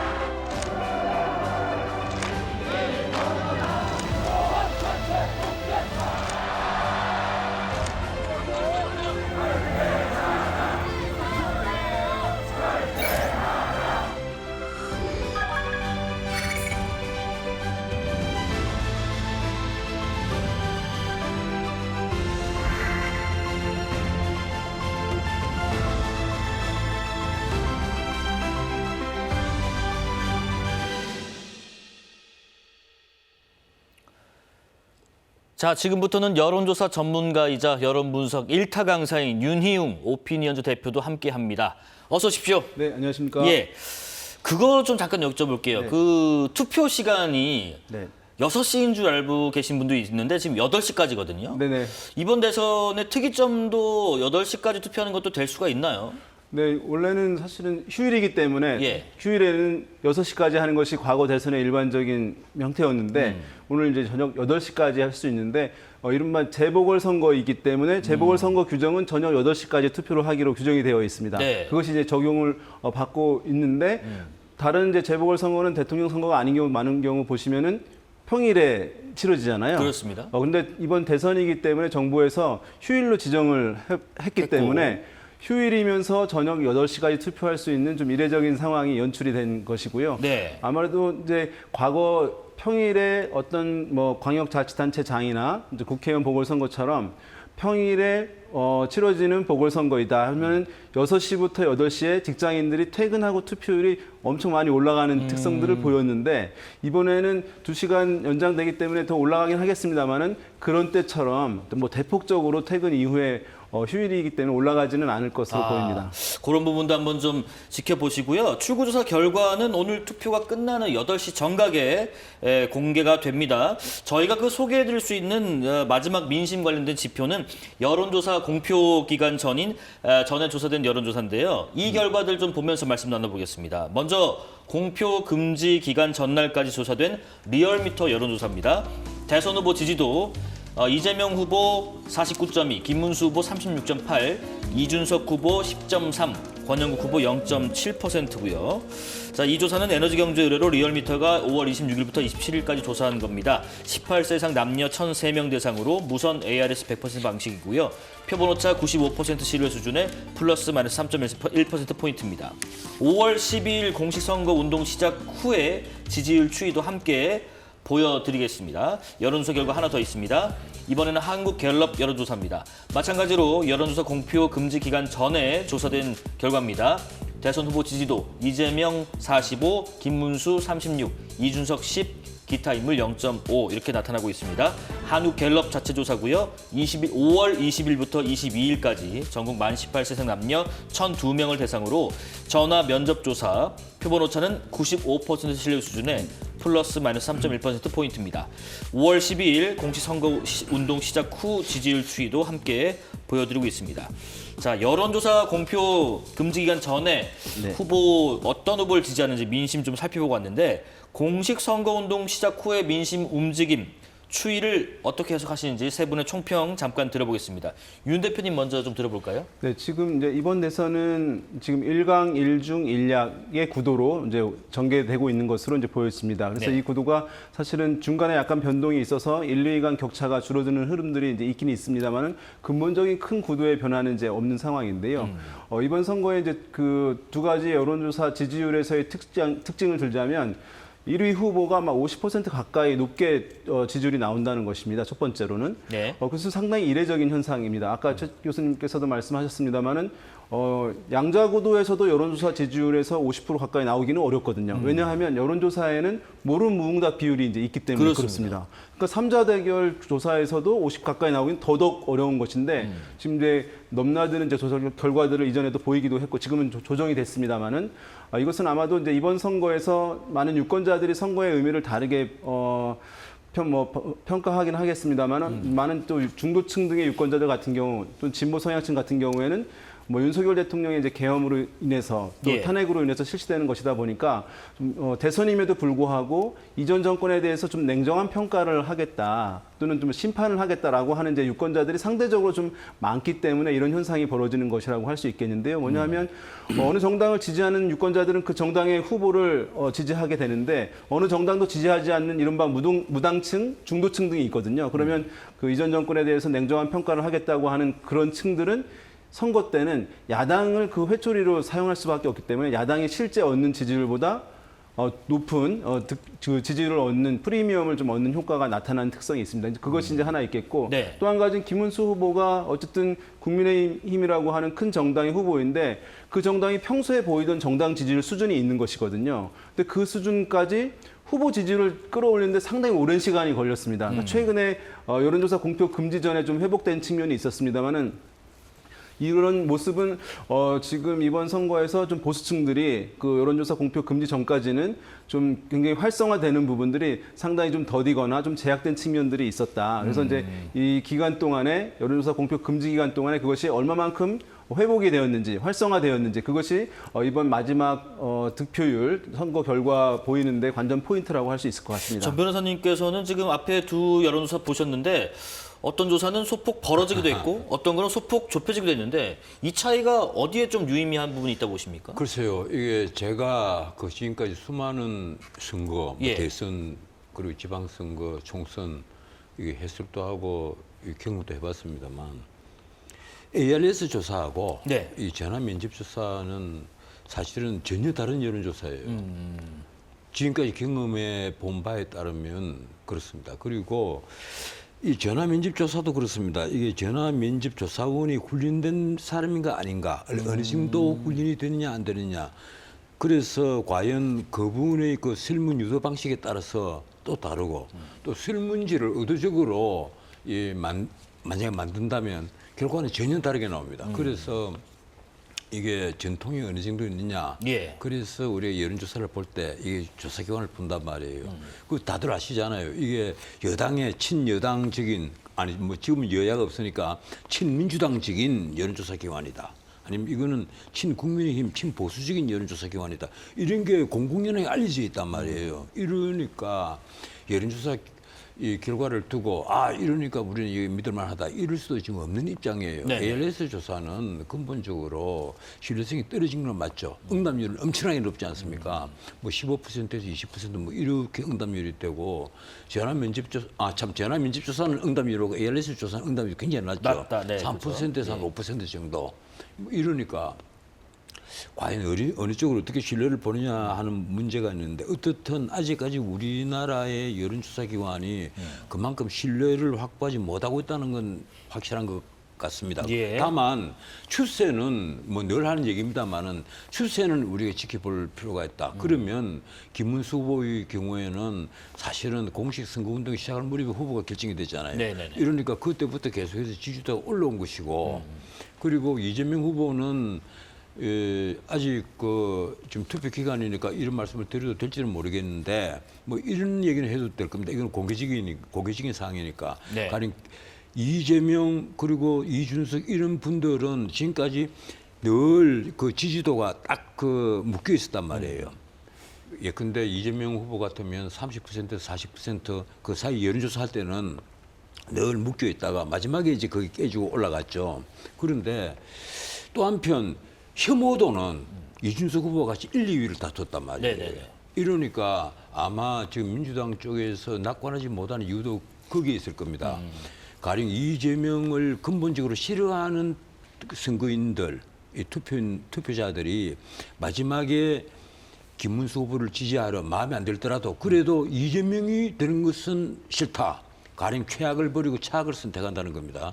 이 선거가 최선이 없으면 차선을 선택한다는 그런 구조가 아니라 네. 최악을 버리고 차악을 선택한다. 아마 지난번 대선도 그랬을 거예요. 네네. 그래서 그런 방향으로 흘러간다면 이재명 후보에게는 어쩌면 마지막 대역전을 당하는 치명타가 될 수가 있는 것이거든요. 네. 그래서 지금 여론의 흐름은 뭐 내 옆에 윤희용 그 여론 전문가가 있습니다만은 저도 솔직히 말해서 이 막판의 투표율이 예. 그 어떻게 특히 부울경 지역이 어떻게 결집을 하느냐 거기에 따라서 이 선거의 판도가 바뀔 수 있는 것이 아니냐 그렇게 보고 있습니다. 최 교수님, 지금 우리가 블랙아웃 기간이라고 하거든요. 네. 이 기간 동안의 민심의 변화 추이, 또 이제 앞서고 있는 사람과 뒤에서 추격하는 사람의 어떤 그런 차이들 어떻게 좀 민심에 반영될까요? 근데 이 5월 3일 날 국민의힘 후보가 결정됐죠. 그리고 5월 12일 날 이제 선거가 시작됐어요. 네. 대선이 시작됐는데 그 전까지 이 국민의힘 내부에 워낙 그 내용이 심했어요.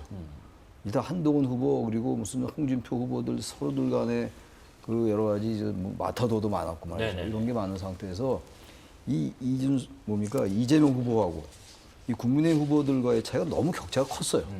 근데 그건 너무 컸던 거예요. 예. 아무리 이게 선과 악의 대결 구도라고 우리가 치고 그렇게 가정한다 하더라도 그렇게 차이가 안 나거든요.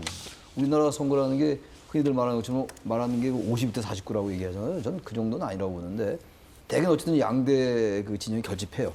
근데 이제 5월 3일 날 국민의 후보가 결정되고 또 그때 이제 이 한덕수 전 총리와의 단일화 문제 가지고 그야말로 5월 10일 새벽에 그 기습 후보 교체가 있었는데 그게 이제 결국은 김문수 후보가 결정된 거예요.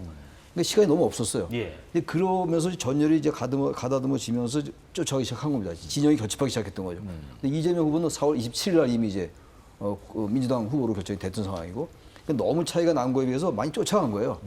그러니까 이건 무슨 김문수 후보가 엄청나게 무슨 전략을 세우고 그렇게 해서 이 좁혀진 게 아니고 워낙 더 좁혀졌어야 되는 건데 52대 49 정도 가야 되는 건데 이게 워낙 이 국민의힘은 지금 탄핵을 당한 전직 대통령을 배출한 정당이라고요. 말하자면 이제 원인을 자초한 그런 정당이거든요. 그럼에도 불구하고 많이 쫓아온 거예요. 좀 그렇게 분석을 하는 거예요. 예. 이게 무슨 상당한 정도의 이 무슨 국민의힘의 전략 때문이 아니고 지지층들이 너무 격차가 났던 게 좁혀졌는데 지금 보세요. 갤럽이나 지금 리얼미터 조사를 봐도 차이가 여전히 많아요. 근데 그 이제 전열이 가다지기 전에 그 정도 차이보다는 좁혀질 수밖에 없는 구조예요. 한국 정치 구조입니다. 한국 정치 구조. 근데 사실 우리나라 정치 구조는 물론 과거에 이 17대 대선 같은 경우에 네. 이명박 후보가 이제 정동영 후보를 압도적으로 눌렀죠. 22%포인트 차이였어요. 그때 투표도 낮았고 63%밖에 안 됐는데 지금 이거 볼 때 추세를 볼 때 말이죠. 추세가 분명해 보여요, 이게. 그래서 지금 글쎄 국민의힘은 마지막에 이제 골든 크로스라고 이제 주장을 하는 건데 뭐 저로서는 알 길이 없는 것이고. 네. 근데 어떤 추세는 그대로 변함이 없는 걸로 보인다.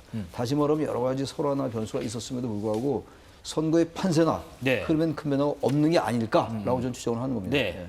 윤 대표님, 그러면 저 박근혜 대통령의 탄핵 이후에 치러진 지난 19대 대선을 좀 돌이켜보면 마지막 여론조사로 나타난 민심 그리고 실제 대선 결과는 어땠는지 그리고 이번에 결과는 어떤 식으로 좀 흘러가는 것도 예측해 볼 수가 있는지 좀 궁금하네요. 뭐 이제 어떤 일이 발생하게 되면 변동성은 이제 항상 있을 수밖에 없는 것을 이제 열어놓긴 할 텐데요. 예. 그렇지만 이제 과거 선거들 대선 때 보게 되면 이른바 블랙아웃 기간의 변동성이 그 이전에 비해서 훨씬 줄어드는 현상들을 이제 보여주고 있고 그 직전에 나와 있는 이제 사전 여론조사 결과들 지금 나오고 있는데요. 실제 이제 지지율과 득표율의 차이는 있습니다만은 실제 어떤 결과가 크게 뒤바뀌는 경우가 이제 흔하지는 않은 그런 상황들 이제 우리가 경험적으로 알고 있습니다. 이것은 네네. 이제 마지막에 다가올수록 꼭 그 이른바 여론조사 공표 금지 기간에 이렇다는 것이 아니라 선거일이 다가오면 다가올수록 변동성은 줄어든다는 것을 보여줍니다. 이제 이런 결과들은 왜냐하면 유권자들이 부동층이 상당 부분에게 높게 형성이 되어 있어야 변화가 될 수 있습니다. 사실 선거 캠페인에서 제일 어려운 것은 유권자들이 마음을 정했는데 그 마음을 다른 마음으로 돌리는 것, 이것이 정말 어려운 것이거든요. 네. 그러니까 그런데 부동층은 그만큼 줄어드는 것이니까 변동성은 줄어들 수밖에 없겠죠. 이미 이제 마음을 정해가고 또 한 가지는 최근에 이렇게 활용되고 있는 사전투표 때문에 그렇습니다. 사전투표 비율이 상당히 높잖아요. 요즘에는 전체 투표의 거의 이제 40% 이상이 사전투표를 활용하게 됩니다. 예. 그러면 마음을 변화시킬 수 있는 유권자 비중이 절반 가까이로 줄어드는 것입니다. 그러니까 변동폭이 또 제한적일 수밖에 없고 또 한 가지는 마지막에 이 후보들의 지지율, 뭐 양자에선 2명 또는 3자에선 3명, 그 이상 이제 3, 4명이 있을 수 있는데요. 각각의 이 후보들의 지지율이 긴밀하게 연계되어 있습니다. 네네. 100%라고 하는 총합 안에서 긴밀하게 연계되어 있습니다. 비유하자면 어떤 이제 나사가 연계되어 있는 나사가 꽉 조여져 있는 느낌입니다. 그러니까 한 명만 나사가 쉽게 돌아갈 수가 없는 거거든요. 우리가 고3 수험생의 수능 모의고사 점수는 열심히 공부하면 점수를 올리잖아요, 혼자. 예. 그런데 대선 여론조사에서는 막판 될수록 혼자 지지율이 올라가는 건 있을 수가 없어요. 누군가의 지지율이 떨어지지 않고서는 한 명이 올라갈 수가 없거든요. 그런데 각 후보와 캠프들이 최선을 다합니다. 그러니까 한 명이 지속적으로 올릴 수는 없지만 악재가 발생했을 때 최대한 방어를 하면서 떨어지지 않게 하는 노력들을 한단 말이죠. 네네. 그러니까 다른 후보들의 지지율이 떨어지지 않는데 한 명만 올릴 수는 없는 그런 상황들. 이런 이제 흐름들 또 원인들 배경들을 감안해서 변동폭이 갈수록 좀 줄어드는 그런 특성을 보이는 것이 좀 과거부터 보여왔던 이제 현상이다 이렇게 말씀을 좀 드리겠습니다. 예, 잠깐 제가 개요를 말씀드리고 좀 의견 여쭤볼게요. 조금 전에 보신 여론조사는요, 한국갤럽 자체 조사로요. 1일부터 2일까지 전국에 거주하는 만 19세 남녀 2017년입니다. 19대 대선 경향성을 본 거기 때문에요. 2017년 5월 1일부터 2일까지 전국에 거주하는 만 19세 이상 남녀 1,015명을 대상으로 무선 전화 면접 86%, 유선 전화 면접 14%로 조사를 했고요. 표본 오차는 95% 신뢰 수준의 플러스 마이너스 3.1%포인트입니다. 지금까지 보셨던 모든 여론조사는 중앙선거 여론조사 심의위원회 홈페이지를 참조하시면 되겠습니다. 말씀 중에 뭔가 영감이 떠오르시는 부분이나 정 변호사님. 예. 우리에게 공개된 여론조사. 네. 그 마지막 여론조사 기간에 터졌던 그때부터 터지기 시작한 게 이른바 설화입니다. 예.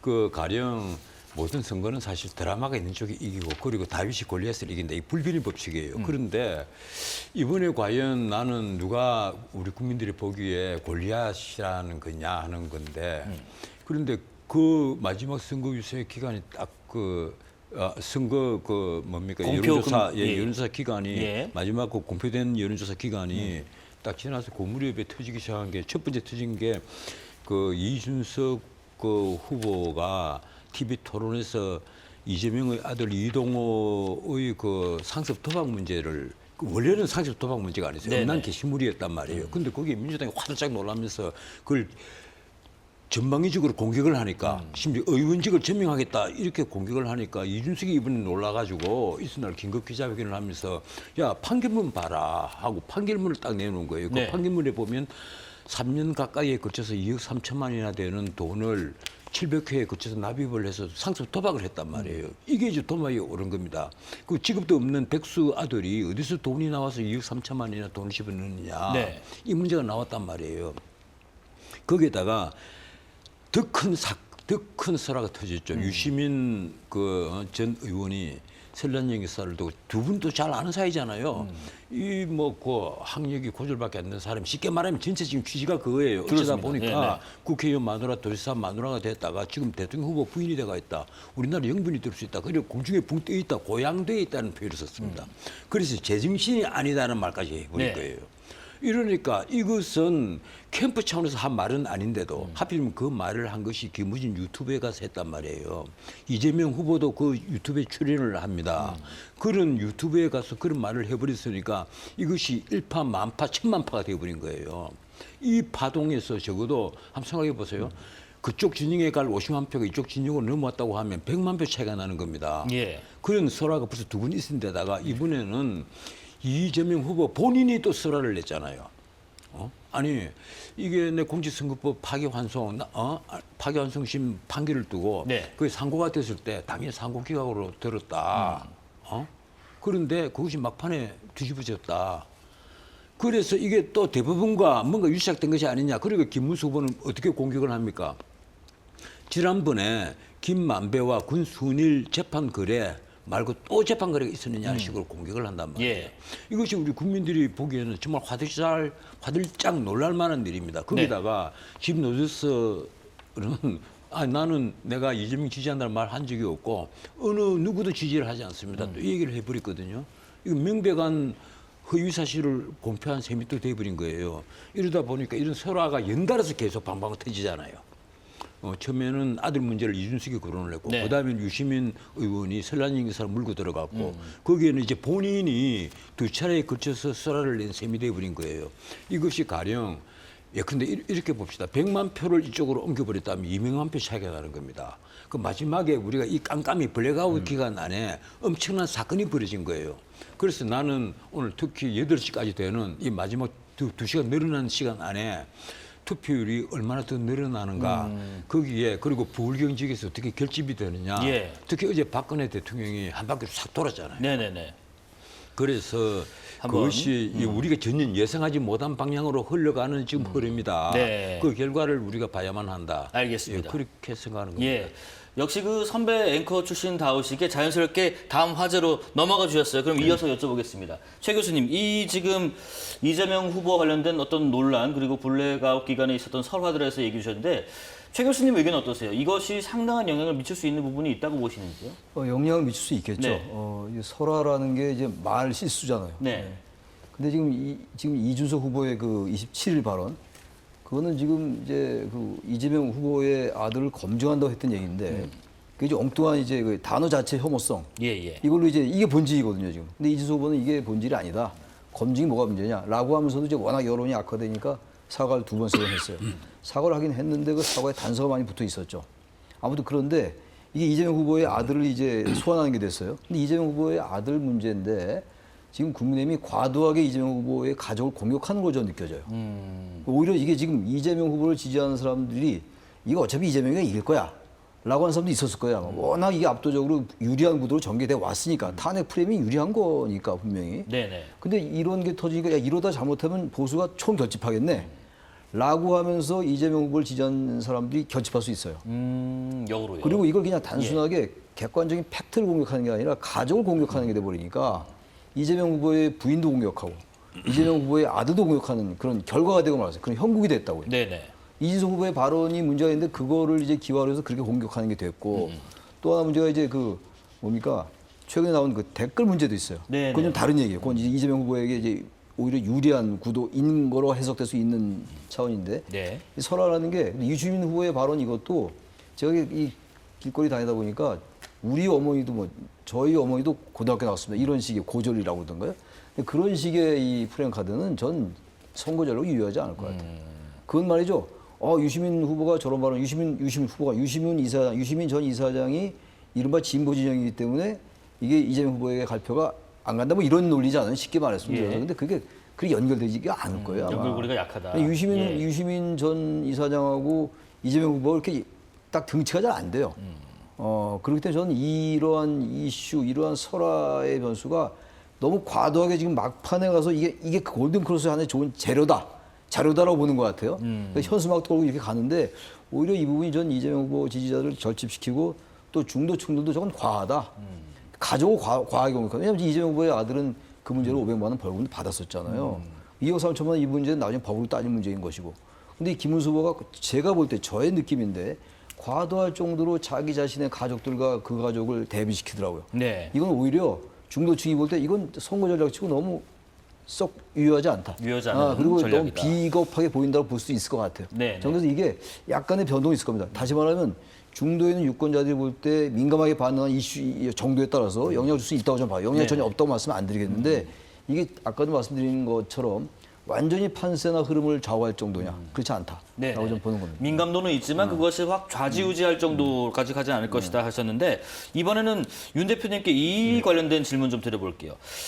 국민의힘 김문수 후보 관련 논란인데 경선에서 후보로 선출됐는데 그 후에 한덕수 전 총리와 단일화 내용으로 결국에 한밤중에 기습 후보 교체라는 무리수가 터졌었는데 먼저 국민의힘의 경우에는 대선 경선 과정에서 내부 갈등이 좀 적나라하게 표출된 바가 있고 대선 결과가 어떻든 보수의 쇄신과 재편이 필요하다는 지적도 지금 제기되는 과정에서 또 하나가 리박스쿨에 대해서 최근에 댓글 공작으로 대선을 좀 망치려는 명백한 선거 부정이자 사이버 내란이다.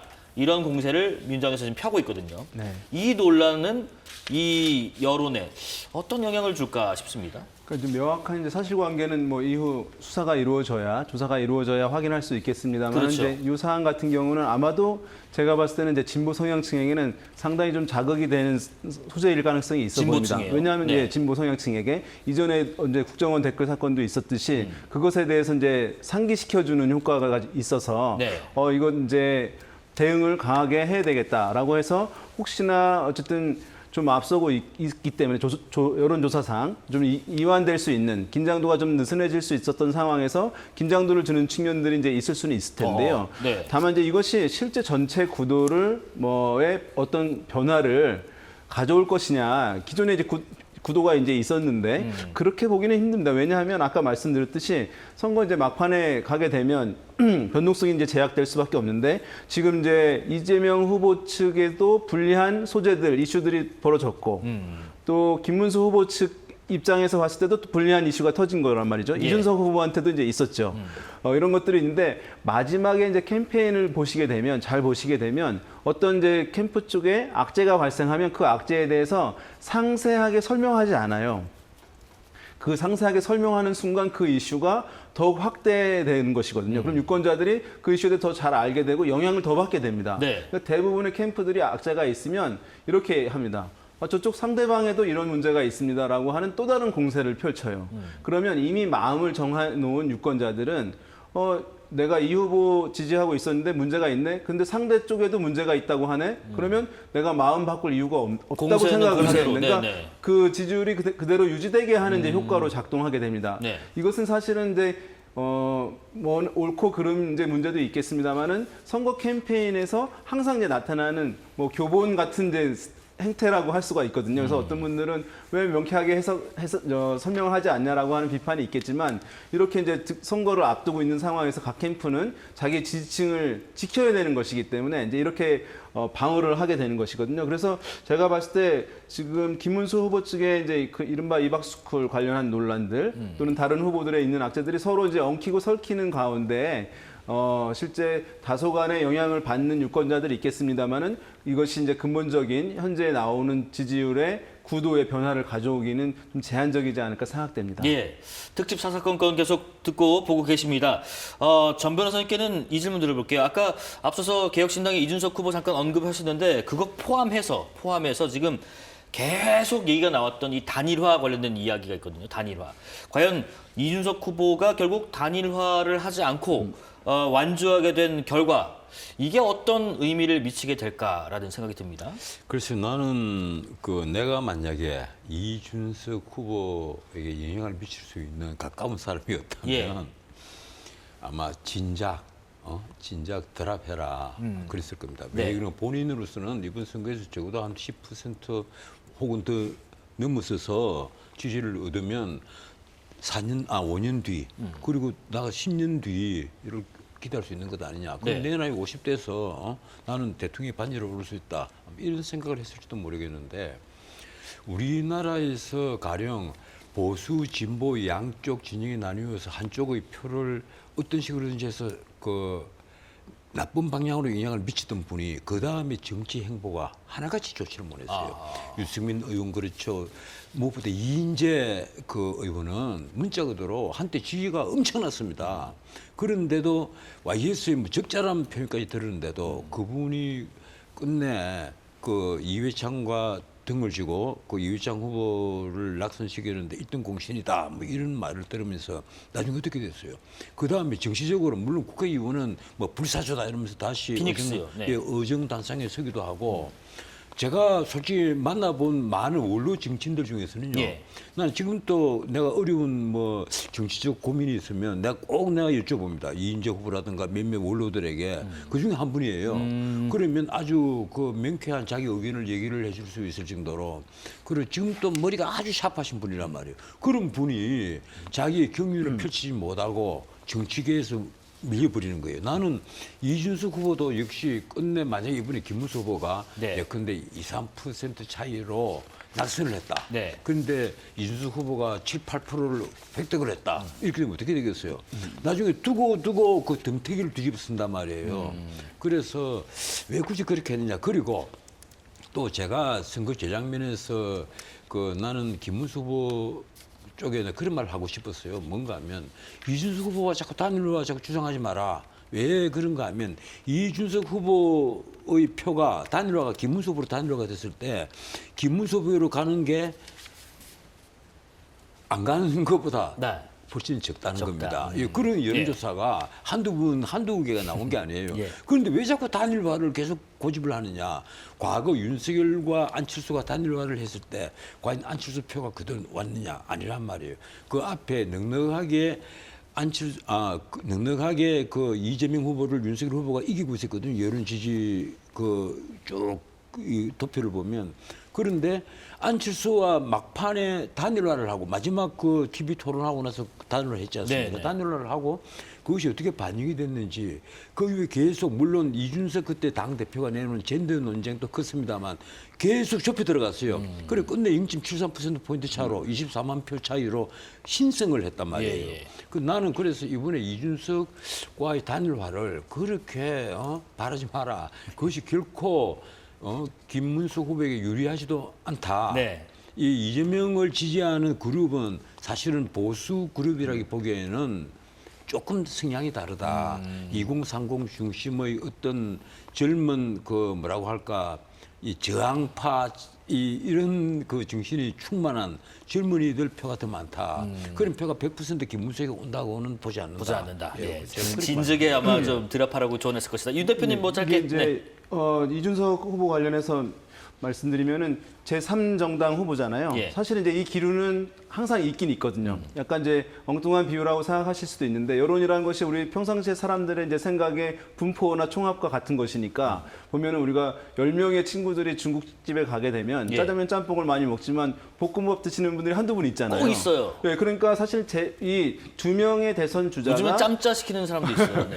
두 명의 대선 주자가 사실 많은 유권자들을 다 그 요구를 충족시키지 못하는 것이거든요. 그래서 제3 후보에 대한 이제 니즈들이 이제 공간이 있습니다. 그래서 캠페인을 잘하면 적어도 5% 또 많으면 20% 내까지 이제 득표를 지지를 얻을 수 있는 공간들은 있는 것이거든요. 현재 이준석 후보가 이런 선택을 뭐 한 것은 여러 가지 판단이 있겠습니다만은 잘한 부분도 있고 또 나름의 이제 정치적으로 미래를 보고 선택한 것일 수도 있을 텐데 다만 이제 이게 지금 지지율이 나오는데 득표율까지 유지를 할 것이냐의 문제는 약간 또 생각해 봐야 될 부분들이 있습니다. 예. 뭐냐면 어떤 후보는 자기의 지지층의 투표 의지가 적극적인 투표 의지가 높으면 지지율에서 득표율이 더 올라가거든요. 근데 어떤 후보들은 그 지지층의 투표 의지가 약할 수 있어요. 그러면 여론조사 지지율보다 득표율이 떨어지는 경우들이 있습니다. 네. 과거 2007년 대선에 이회창 후보가 자유선진당 후보로 나왔었는데요.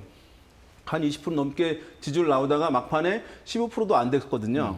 그 여론조사 지지율이. 그렇습니다. 그렇지만 득표율은 좀 달랐죠. 15%를 넘었습니다. 네. 그러니까 60대, 70대 어르신들이 진정한 보수 후보라고 해서 투표장에 나가셨거든요. 그러니까 올라간 경우죠. 근데 이준석 후보 같은 경우 지지층이 20, 30대 젊은 층이에요. 또 약간 정치에 관심이 좀 낮으신 중도 성향층이거든요. 이런 분들의 투표 의지가 다른 두 후보 지층에 비해서 좀 높지 않을 수가 있어요. 낮을 수가 있기 때문에 아마 이준석 후보는 지금 나오고 있는 지지율을 득표율로 유지하기 위해서는 이 지지층들이 적극적으로 투표장에 나가야 하는 그 과제도 함께 안고 있어서 그것을 이제 실제로 유지할 수 있을지 이 부분도 주목되는 부분이라고 할 수 있겠습니다. 이준석 후보에 관심이 많으시네요. 최 교수님도 한마디 하시겠답니다. 완주를 한 건 예. 저는 나름대로 의미가 있다고 봐요. 네네. 제가 3정당으로서 사실 뭐 이준석 후보가 두 이제 거대 정당의 후보들 누르고 당선된다고 생각하지 않았을 것 같아요. 물론 당선을 목표로 했겠습니다만. 그렇겠죠. 근데 지금 나이가 젊잖아요. 물론 네. 젊습니다만 선거를 정치 시작한 건 오래됐어요. 26부터 시작했으니까 지금 사실상 한 14년 참신한 정치는 네. 아니에요. 굉장히 노련한 정치인입니다. 연륜상으로 이제 참신하게 합니다. 근데 이번에 볼 때 완주한 건 좋은데 완주의 그 성격을 봐야 돼요. 근데 이번에 이준석 후보가 낸 메시지를 보면 양쪽을 비판하는 것 외에 자신이 뭔가를 내세우는 게 별로 눈에 딱 띄질 않아요. 예. 당연히 제3정당이니까 이재명 후보의 여러 가지 뭐 사법적인 문제, 뭐 방탄 이런 거 비판하는 것이고 계엄 탄핵에 대해서 국민의힘 김문수 후보의 태도 비판하는 거 이건 당연한 거예요. 그럼 뭔가 젊은 정치로서 뭔가를 여러 가지 얘기를 했습니다만 일반 유권자 일반에게 딱 와닿는 게 별로 없다고요. 그런데다가 결정적인 게 27일 날 그 혐오 발언이었어요. 그것도 역시 사과를 했습니다만 사과를 아주 정통적으로 하지 않았다고요. 그러니까 지금 이 혐오 발언이 왜 문제가 됐고 왜 국민들이 진보 보수를 떠나서 화가 났느냐의 본질을 파악하지 못하고 있는 것 같더라고요. 제가 볼 때. 네네. 그 발언을 안 하더라도 얼마든지 이재명 후보의 아들을 검증할 수 있는 거거든요. 근데 그렇게 보지 않았어요. 지금 예. 이준석 후보는. 이 하나밖에 없는 발언 하나에 그친다고 볼 게 아니라 이게 유권자들이 너무 강인한 인상을 준 것 같아요. 완주의 성격이 좀 다르다. 완주한 건 좋은데 이 의미가 있는데 네. 그 완주를 정말로 국민들이 감동적으로 볼 것이냐 문제예요. 단일화가 뭐 기계공학, 단일화가 정치공학적으로 누구에 유리한가 이 얘기는 뭐 숱하게 나눴으니까 이 얘기는 하지 않더라도 네. 유권자 일반고 중도 유권자들 그리고 우리 한국의 보수가 정말로 참시다 뭐 이번처럼 그 수구화된 극우화된 보수 말고 개혁 보수를 바라는 유권자들이 많이 기대를 걸었던 게 사실이에요. 제 주위에도 많이 있었고. 근데 이제 이준석 후보의 지금 이 전체적인 선거 캠페인의 성격 이런 걸 볼 때 많이 좀 실망을 준 것 같아요. 물론 제 개인 생각이면. 그래서 완주한 것까지는 좋은데 뭔가 긍정적이고 감동을 남긴 그런 완주는 아닌 것 같지 않느냐. 예. 라는 면에서 제가 좀 따끔한 말씀을 드리는 겁니다. 자, 물론 아직 그 어떤 결과도 나오지 않았습니다. 각자의 개인적인 견해를 좀 밝히고 계시고요.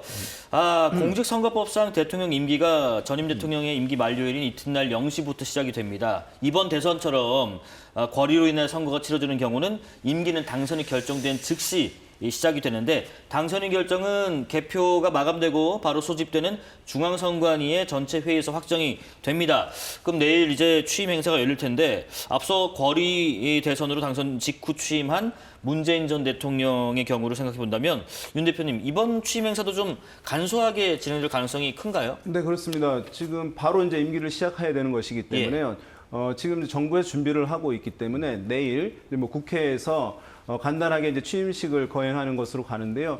이것이 이제 문재인 전 대통령 그때 이제 탄핵 이후에 실시된 것이었기 때문에 이제 전례가 있는 상황이잖아요. 그때를 보게 되면 참석하는 인원도 한 300명 정도로 굉장히 소규모인 상황이고요. 네. 또 명칭도 사실은 우리가 취임식이라고 이제 얘기하긴 하지만 당시에 취임식이라고 하지 않고 취임 선서식이라고 했거든요. 그러니까 사실 매우 이제 약식이라고 하는 것을 이제 알 수가 있습니다. 그래서 지금 언제 누가 대통령으로 당선될지 모르겠습니다만 당선이 되게 되면 말씀하신 대로 이제 아침에 선관위에서 결정이 되고 의결이 된 다음에는 바로 이제 임기를 시작해야 되는 것이니까 지금 뭐 매우 이제 약식으로 이루어지는 그것이 이제 불가피할 것으로 보입니다. 네, 취임 선서 내용 그럼 잠깐 보겠습니다. 헌법 제69조에 명시되어 있습니다. 나는 헌법을 준수하고 국가를 보유하며 조국의 평화적 통일과 국민의 자유와 복리 증진 등등을 엄숙히 선언합니다. 선서합니다라고 돼 있는데 전 변호사님 지금 이게 인수위 없이 곧바로 새 정부 출범이 되다 보니까 윤석열 정부에서 임명된 그 별정직 공무원 대부분은 지난 2일자로 면직 처리됐다고 하고요. 새 정부가 출범되는 내일은 신원식 국가안보실장 그리고 윤재순 총무비서관만 남을 예정이라고 하는데 인수인계 과정에서는 어떤 역할을 하게 되는 건가요? 이 총무비서관이 지금 대통령실의 모든 자료를 그대로 넘겨주고 그리고 국가안보에 관련된 것은 기밀이니까 기밀이 이 있다 보니까. 신원식 그 안보실장이 별도로 아마 이관 작업을 할 것으로 보입니다. 그런데 네네. 어떻든 제가 늘 그 궁금하게 생각하는 게 하나 있어요. 이게 공직선거법을 해석을 하면서 우리 헌법에 특별히 규정을 두지 않으니까 지난번에 박근혜 대통령이 파면되고 나서 보궐선거가 있으면서 잔여 임기 안에만 대통령으로서 기능하는 것이 아니라 그때부터 임기 5년짜리 대통령을 선거하는 것으로 이상한 보궐선거였단 말이에요. 보궐선거라는 것은 원래는 잔여 임기 안에 하는 겁니다. 그렇죠. 미국도 그렇고 대통령직 국가가 있으면 늘 정해진 날에 그 선거가 있는 것인데 우리는 희한하게 이번에도 보면 잔여 임기가 아니라 임기 5년짜리 대통령을 뽑으면서 지금 현직 대통령이 없으니까 인수위도 없이 곧장 대통령이 출범을 한단 말이에요. 이러니까 업무 인수를 어떻게 하고 가령 대통령의 임기 5년 동안의 로드맵을 누가 어떻게 짤 것이냐. 지금 벌써 일각에서는 뭐 이재명 캠프에서는 다음 총리 후보자가 결정이 돼가 있고 장관들 대충 누군가 결정이 돼가 있다 이런 말이 떠돌고 있잖아요. 떠돌았다고 합니다. 오보라고 그쪽에서 밝혔습니다. 뭐 오보라고 했지만 그럴 정도로 곧장 출범하면 가령 국무회의가 성립이 되려면요. 그 국무위원들이 임명이 다 돼야 되잖아요. 그렇습니다. 그래서 가령 국회에서 또 법을 만들더라도 지금 당장 이재명 대통령이 당선이 되면 가령 공직선거법상 허위사실 공표죄 그걸 사실상 사문화하는 행위를 삭제해버리는 법을 개정하겠다는 거 아니에요. 위인설법으로 그 법 자체를 없애버리겠다. 그리고 진행 중인 재판들은 모두 다 대통령 임기 안에 다 중지하도록 하는 특별 형사소송법을 또 바꾸겠다. 그럼 그런 법을 바꿨을 때 공포를 하려면 국무회의가 있어야만 국무회의에서 심의를 해서 공포를 하죠. 근데 국무회의가 성립이 되려면 장관들이 임명이 돼야 되잖아요. 지금 윤석열 때도 장관들이 다 임명되는데 거의 반년 가까이 걸렸는데 지금 인수위도 없으니까 이건 정말 언제 국무회의가 성립이 될 거냐. 물론 민주당이 절대 다수를 차지하고 있으니까 지금 172석입니다. 국회의장까지 해서. 예. 이 김상욱이 넘어가서 172석인데 이러니까 뭐 자기 원하는 대로 뭐든지 다 임명할 수 있을 거예요. 하지만 그렇더라 한다 하더라도 청문회를 하고 뭐하고 하면 적어도 한 달 반 정도는 걸릴 거란 말이에요. 네네. 자, 그러면 그 안에 과연 내가 하나 묻고 싶어요. 이 고등법원 형사 7부가 공직선거법 사건을 그때까지 계속 연기를 하느냐 못합니다. 6월 18일 선고하잖아요. 그러면 그걸 어떻게 할 거냐. 참 6월 18일 변론기를 열면 그 다음에 선고를 해야 될 거고 과연 민주당이 여기에 어떻게 대처하느냐에 따라서 이 새롭게 이재명이 당선되더라도 후유증은 굉장히 클 수가 있는 거예요. 네네. 그래서 내가 보기로는 뭔가 우리 이 언론이 이럴 때는 좀 길을 잡아줘야 되는데 우리 언론들도 네. 길을 제대로 못 잡아주고 있다. 알겠습니다. 이런 생각을 합니다. 최 교수님 이 내용에 대한 뭐 의견과 함께 시간이 뭐 거의 다 됐기 때문에 통합이 무엇보다 중요한 화두인데 통합을 위한 어떤 견해까지 한번 같이 들어보겠습니다. 우리 사회가 너무 분열돼 있어요. 분열돼 있는 게 단순히 거대 양당의 그러한 이해관계의 차이도 있습니다만 역사적인 연원도 있어요. 분단 구조, 냉전 구조에서 완전히 극우화된 세력이 하나 있고, 예. 그게 역사적 연원으로 깔려 있는 건데 지금 가장 중요한 게 통합 아니겠어요? 그 뭐 지금 김문수 후보도 그렇고 이재명 후보 다 얘기하는 거예요. 이 통합 얘기 안 할 수가 없는 건데 네. 지금 말씀하신 것처럼 제일 걱정이 그거예요. 헌법 84조에 있는 그 대통령, 현직 대통령의 불소추 특권. 예. 이걸 어떻게 처리할까의 문제인데 지금 2심이 이제 5월 15일 날 판단을 내리겠다는 거 6월 18일로 연기돼 있는 상황인데 6월 18일이면 이제 선거 끝난 다음에 물론 김문수 후보가 대통령 되면 그런 문제는 없어지겠죠. 근데 만약에 이재명 후보가 당선이 되면 이 문제를 어떻게 처리할까 문제예요. 여러 가지 뭐 학설이 갈린다도 이거 학설로 되는 문제는 아니거든요. 이게. 예, 예.